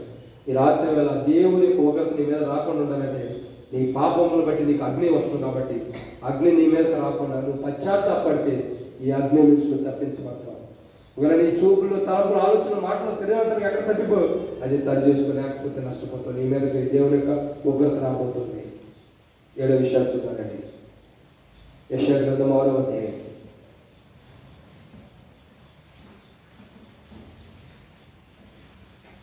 యెషయా గ్రంథం 6వ అధ్యాయం 7వ వచనం. యెషయా గ్రంథం 6:7. నీ పెదవులకు తగిలిన గనుక నీ పాపములకు ప్రాయశ్చిత్తమాయెను. నీ దోషము పెరిగిపోయేను అని. అప్పుడు నేను ఎవరిని పంపిదను, మా నిమిత్తము ఎవరు పోవునని ప్రభువు సెలవీయగా వింటిని. అంతటా నేను చిత్తగించుకుని నేనున్నాను, నన్ను పంపుమనగా ఆయన నీవు పోయి ఈ జనులతో ఇట్లను నిత్యము వినుసుందురు కానీ గ్రహింపుకుందురు. చాలా కాబట్టి ఇక్కడ మనం చూస్తున్నటువంటి 7వ కోణాన్ని చూసినట్టయితే 7వదిగా ఇది దేని కొరకు వచ్చినటువంటి అగ్ని అంటే పాపములు ప్రాయశ్చిత్తం చేయడానికి. దేని కొరకు? పాపములు ప్రాయశ్చిత్తం చేయడానికి వచ్చినటువంటి అగ్ని ఇక్కడ మనకు కనబడుతుంది. సో ఈ అగ్ని గురించి మనం చూసి ముగించేద్దాము. ఇప్పుడు 6 విషయాలు చెప్తూ వచ్చాం. మొదటిగా ఏలి గురించి వచ్చింది. దేనికోసం? ఆయన దేవుడు రుజుపరచలేదు. రెండోదిగా ఏలియా ఎందుకు? తన సేవకులను రుజుపరచలేదు. మూడోది మోషే పిలుపు కొరకైన వచ్చిన అగ్ని. నాలుగోదిగా ఎలీషా ప్రాణం కాపాడడానికి వచ్చిన అగ్ని. ఐదవదిగా దేవుని యొక్క శత్రు, దేవుని గురించి వచ్చినటువంటి దేవుని శత్రువును దహించడానికి వచ్చిన అగ్ని. ఆరోగా చూసినట్లయితే సదోమ గొమొర్రా. సో సదోమ గొమొర్రా గురించి వచ్చిన పాపం బట్టి వచ్చిన అగ్ని. ఆ 7వదిగా చూసినట్లయితే యెషయా. ఎవరు? సో యెషయా గురించి వచ్చినటువంటి అగ్ని. ఈ అగ్ని ఏం చేస్తుంది? అతని పెదవులకి తాకడం ద్వారా ఏం జరుగుతుంది? ప్రాయశ్చిత్తం. సో ఈ రాత్రి వేళ చివరి చూడండి, 7వదిగా మనం చూస్తున్నటువంటి చివరి కోణం ఏంటంటే పాపమును ప్రాయశ్చిత్తం చేయడానికి వచ్చినటువంటి అగ్ని. ఏంటది? పాపములు ప్రాయశ్చిత్తాన్ని చేయడానికి, ఒక వ్యక్తి యొక్క పాపమును కడగబట్టడానికి వచ్చినటువంటి అగ్ని. ఈ అగ్ని ఎవరంటే ప్రభువైన యేసుక్రీస్తు ప్రభువారు. ప్రభువైన యేసుక్రీస్తు ప్రభువారు. ఇక్కడ యెషయా భక్తుడు అంటాడు, అయ్యా మరి ఇక్కడ పాపం చేత తన పెదవులకు వచ్చి అగ్ని తగిలినప్పుడు అగ్నితో పరిశుద్ధపరచబడ్డావు, నీ పాపమును ప్రాయశ్చిత్తం చేయడానికి ఈ అగ్ని వచ్చింది కాబట్టి నువ్వు ఇప్పుడు పరిశుద్ధుడు అయ్యావు. సో నా నిమిత్తం ఎవరు పంపుతున్నప్పుడు నేనున్నాను ప్రభు అన్నాడు. ఈ రాత్రి కాసేపు మన కాన్సెప్ట్ ఏంటంటే పాపములు ప్రాయశ్చిత్తాన్ని చేయడానికి వచ్చిన అగ్ని. ఈ అగ్నే యేసుక్రీస్తు ప్రభువారు. ఆ యేసుక్రీస్తు ప్రభువారే పాపాత్ములైన మనం, నిత్యము పాపం ఉన్నటువంటి మనం, నిత్య నరకానికి పోవలసిన మనం, ఇంకా చెప్పాల్సింది అంటే మనకు జన్మతోనే కర్మతోనే వస్తున్నటువంటి పాపాన్ని, మనం జన్మించిన దినం నుంచి నేటి వరకు మనతో వస్తున్నటువంటి పాపాన్ని తీసివేయడానికి వచ్చిన అగ్ని. ఆ అగ్ని యేసుక్రీస్తు ప్రభువారు. మన పుట్టుకతో వచ్చిన ప్రతి పాపాన్ని ప్రాయశ్చిత్తం చేయడం కొరకై వచ్చిన అగ్ని.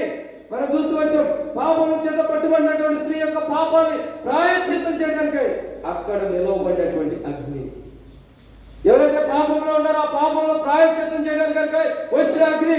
ఇదేమో పాపంలో బట్టి వచ్చింది, ఆ పాపంలో ప్రాయశ్చిత్తం చేయడానికి వచ్చిన అగ్ని. ఎక్కడ ఉన్నవారు పశ్చాత్తాపడానికి ఇష్టపడాలి.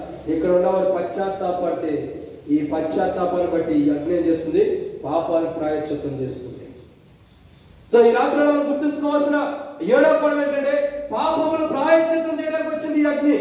నీ పాపాలు నా పాపాలు ప్రాయశ్చిత్తం చేయడానికి, మన పాపాలన్నీ కూడా ప్రాయశ్చిత్తం చేయబడ్డారు, మన పాపాలన్నీ కూడా క్షమించి మన పాపాలన్నీ కూడా కడగబట్టారు కలుపుకొని వచ్చిన అగ్ని. ఈ అగ్ని యేసుక్రీస్తు ప్రభువారు. ఎవరు? యేసుక్రీస్తు ప్రభు. సో ఈ రాత్రి వేళ ప్రశ్న ఏంటంటే నీవు ఈ అగ్ని దగ్గరికి వచ్చావా? ఈ అగ్ని దగ్గరనే ఉండవా? ఇంకా పాపం ఉండవా? అయితే ఈ రాత్రి వేళ యేసు ప్రభు అంటాడు కదా, తిరుగుబాటు చేయవారి కొరకు, నేను దినమేళ పాపంలో పడిపోయి దినమేళ పాపంలో జీవిస్తున్న మనుషుల కొరకు దినమేళ చేతులు దాచి జోడిస్తున్నానంటే యేసు ప్రభు, నా దగ్గరికి రండి, నేను మీ పాపాలు ప్రాయశ్చిత్తం చేస్తాను. రండి నా దగ్గరికి రండి. అమరుగా నా దగ్గరికి వచ్చేవారు నేను ఎంత మాత్రం త్రోసివేయను. సో యేసు ప్రభు దగ్గరికి ఎంతమంది వస్తారు వాళ్ళందరూ కూడా యేసు ప్రభు తోసివేసేవాడు కాదు. బైబిల్ ఏమైనా చూస్తుందంటే 7వ మాట ఏంటంటే పాపములు ప్రాయశ్చిత్తం చేయడానికి ఎక్కడ వచ్చిన ఆ అగ్ని యేసు ప్రభు. ఈ రాత్రిలో నీవు నేను కూడా యేసు ప్రభు దగ్గరికి వచ్చి, ప్రభా నాలో ఏ బలహీనతలు ఉన్నాయి, నాలో ఏ పొరపాటు ఉన్నాయి, నా కంటి చూపుల తలంపుల ఆలోచనలు నేను తప్పిపోతూ వచ్చాను ప్రభా, నా పాపాలు క్షమించని ఎప్పుడైతే మనం అడుగుతామో ఆ పాపాలు ప్రాయశ్చిత్తం ఈ అగ్ని ద్వారా జరుగుతూ వస్తుంది. ఎందుకంటే ఈ అగ్ని గురించి మత్తయి సువార్తలో రాయబడుతూ వచ్చింది, నేను నీళ్లలో బాప్తిస్మం ఇస్తున్నాను కానీ ఆయన అగ్ని. సో అదే అర్థం. ఈ అగ్ని ఎవరంటే యేసు ప్రభు. ఈ అగ్నితో బాప్తిస్మం ఎందుకు ఇస్తున్నాడంటే మన పాత జీవితం, పాత స్వభావం, ప్రాచీన పురుషులంతా కూడా సమాధి చేయబడి క్రీస్తుతో కూడా నూతన పరచబడటం కోసం ఈ అగ్ని ఏం చేస్తుందంటే మనల్ని సువర్ణ వల్ల తీర్చిదిద్దుతుంది. నేను ముగించి వేస్తాను. నేను అర్థం చేసుకోవాల్సింది ఏంటంటే బంగారం గురించి మనం ఎన్నిసార్లు విన్నాం. బంగారం ఏం చేయాలా? ఒక బంగారం ఒక రూపాంతరంలోకి రావాలంటే ఆ బంగారం ఏం చేయాలో అగ్ని ద్వారా కరగబడాలి. అగ్ని ద్వారా ఎప్పుడైతే కరగబడి కాల్చబడుతుందో అప్పుడు ఆ బంగారం ఏం చేస్తుందంటే కాలిపోతుంది. అప్పుడు దాకా బంగారం మనం వాడిన వారిని, మనం మెడ వేసుకుని మన మెడకు వేసుకుని తిప్పుకున్న వారిని. సో మన మెడకున్నటువంటి డస్ట్ అంతా కూడా దానికి అంటుతూ ఉంటుంది. సో ఇదంతా ఏం చేయబడుతుంది, ఆ మట్టి మశానం ఏదైతే ఉందో దాని అంతటి అగ్నిలో వేసినప్పుడు మన మెడకున్నటువంటి మట్టి కానీ మశానం కానీ ఏదైతే దానికి అంటిందో ఆ డస్ట్ అంతా కూడా అగ్నిలో కాల్చిపోయినప్పుడు ఏం జరుగుతుందంటే ఆ డస్ట్ అంతా పైకి వచ్చేసి మేలిమి బంగారం తెల్లకి వెళ్ళిపోతుంది. వ్యర్థమైనదంతా కూడా పైకి వచ్చేస్తుంది, పనికిరానంతా పనికి వచ్చినంత కిందకంతా పనికిరాని పైకి వస్తుంది. సో అలా పైకి వచ్చినప్పుడు ఏం చేయబడతారంటే కంసాలు ఏం చేస్తారంటే ఆ పనికిరానంతా తీసి పక్కన పడేసి పనికొచ్చి ముద్ద కలిగిన బంగారాన్ని పక్కన పెడతారు. యేసు క్రీస్తు ప్రభు కూడా ఆ నీళ్ళలో బాప్తిసం ఇవ్వడం ద్వారా మనకి ఏం చేస్తుంది, అగ్నిలో బాప్తిసం ఇవ్వడం ద్వారా మనల్ని సువర్ణ వలె తీర్చి మనలో ఉన్న మస్టు మశానం దాగు మచ్చ వీటన్నిటిని కడిగి వాటన్నిటిని తొలగించేసి ఈ శ్రేష్టకరమైన బంగారం లాగా మనం బయటికి తీస్తున్నాడు. అగ్నిలో బాప్తిసం అంటే అర్థం ఏంటంటే కొలిమిలో కాల్చినట్టు దేవుడు మనల్ని కాల్చి శ్రేష్టకరమైన మేలే బంగారం లాగా దేవుడు తీర్చుతున్నాడు. ఆ అగ్ని పాపాలు క్షమించి శ్రేష్టకరమైన చేస్తుంది. మనలో మస్టు, మనలో మశానం, మనలో డాగు, మనలో అపవిత్రత ఉండి మనం ఈ అగ్నిలో ఏం చేయబడతాం, కాల్చివేయబడతాం. సో ఈ అగ్ని ఏం చేస్తుందంటే మనల్ని పరిశుద్ధపరచడానికి వచ్చింది. పాపం నుంచి ప్రాయశ్చిత్తం చేసి పరిశుద్ధపరచడానికి వచ్చినట్లు. సో ఈ అగ్ని ఎవరంటే యేసుప్రభు. యేసుప్రభు ఏం చేస్తున్నాడు, మనల్ని సువర్ణ వలె తీర్చిదిద్దుతున్నాడు. ఈ రాత్రికాల సమయంలో మనం కూడా ఒకవేళ సువర్ణ వలె తీర్చబడాలని ఇష్టపడితే ప్రభు దగ్గరికి వద్దాం. ప్రభు దగ్గరికి వస్తే మనం కూడా సువర్ణ వలె తీర్చబడి నువ్వు మంచి విధానంలో మనలో ఉన్న మస్టు మశానం దాగు ముడత అన్నీ కూడా పోయి ఏదైతే శ్రేష్టకరమైన ఉందో ఆ శ్రేష్టకరమైన బంగారంగా మనం సిద్ధపరచబడాలంటే ఈ దేవుని వాక్యం మన నోటికి తగలాలి. ఈ దేవుని వాక్యం మన హృదయానికి తాకాలి. ఎప్పుడైతే తాకుతుందో అప్పుడు మనం సువర్ణంలాగా మనం తీర్చబడతాం. అలా సువర్ణంలాగా తీర్చబడినట్లు ప్రభు సహాయం చేయగలం. 7 రకాల అగ్ని మనకు దిగి వచ్చిందిగా మనం చూస్తున్నాం. ఆకాశం దేవుని దగ్గర నుంచి 7 రకాల అగ్ని దిగి వచ్చింది. మొదటి అగ్ని ఏంటి, ఆయనే దేవుడని తెలియజేయడానికి వచ్చినటువంటి అగ్ని. రెండోది తన సేవకు రుజువుపరచడానికి. మూడోది పిలుపు కొరకైన అగ్ని. నాలుగోది ప్రాణం కాపాడడానికి. ఐదోది శత్రువును గ్రహించడానికి. ఆరోది పాపమును బట్టి వచ్చింది. ఏడోది పాపమును ప్రాయశ్చిత్తం చేయడానికి వచ్చింది. సో ఈ 7 విషయాలు మనం ఎక్కడైతే తప్పిపోయి ఉన్నామో, బహుశా ఈ 7 విషయాలు తప్పిపోయినా లేదా ఈ 7 విషయాలు ఒకదాంట్లో మనం తప్పిపోయినా ఈ రాత్రికాల సమయంలో ప్రభు దగ్గరికి వచ్చి మోకాళ్ళ నుంచి పశ్చాత్తాపడతాం. ప్రభు మన పాపాలను క్షమించి మన యొక్క బలహీనతను ప్రభు క్షమించి కాపాడుగాక. ప్రార్థన.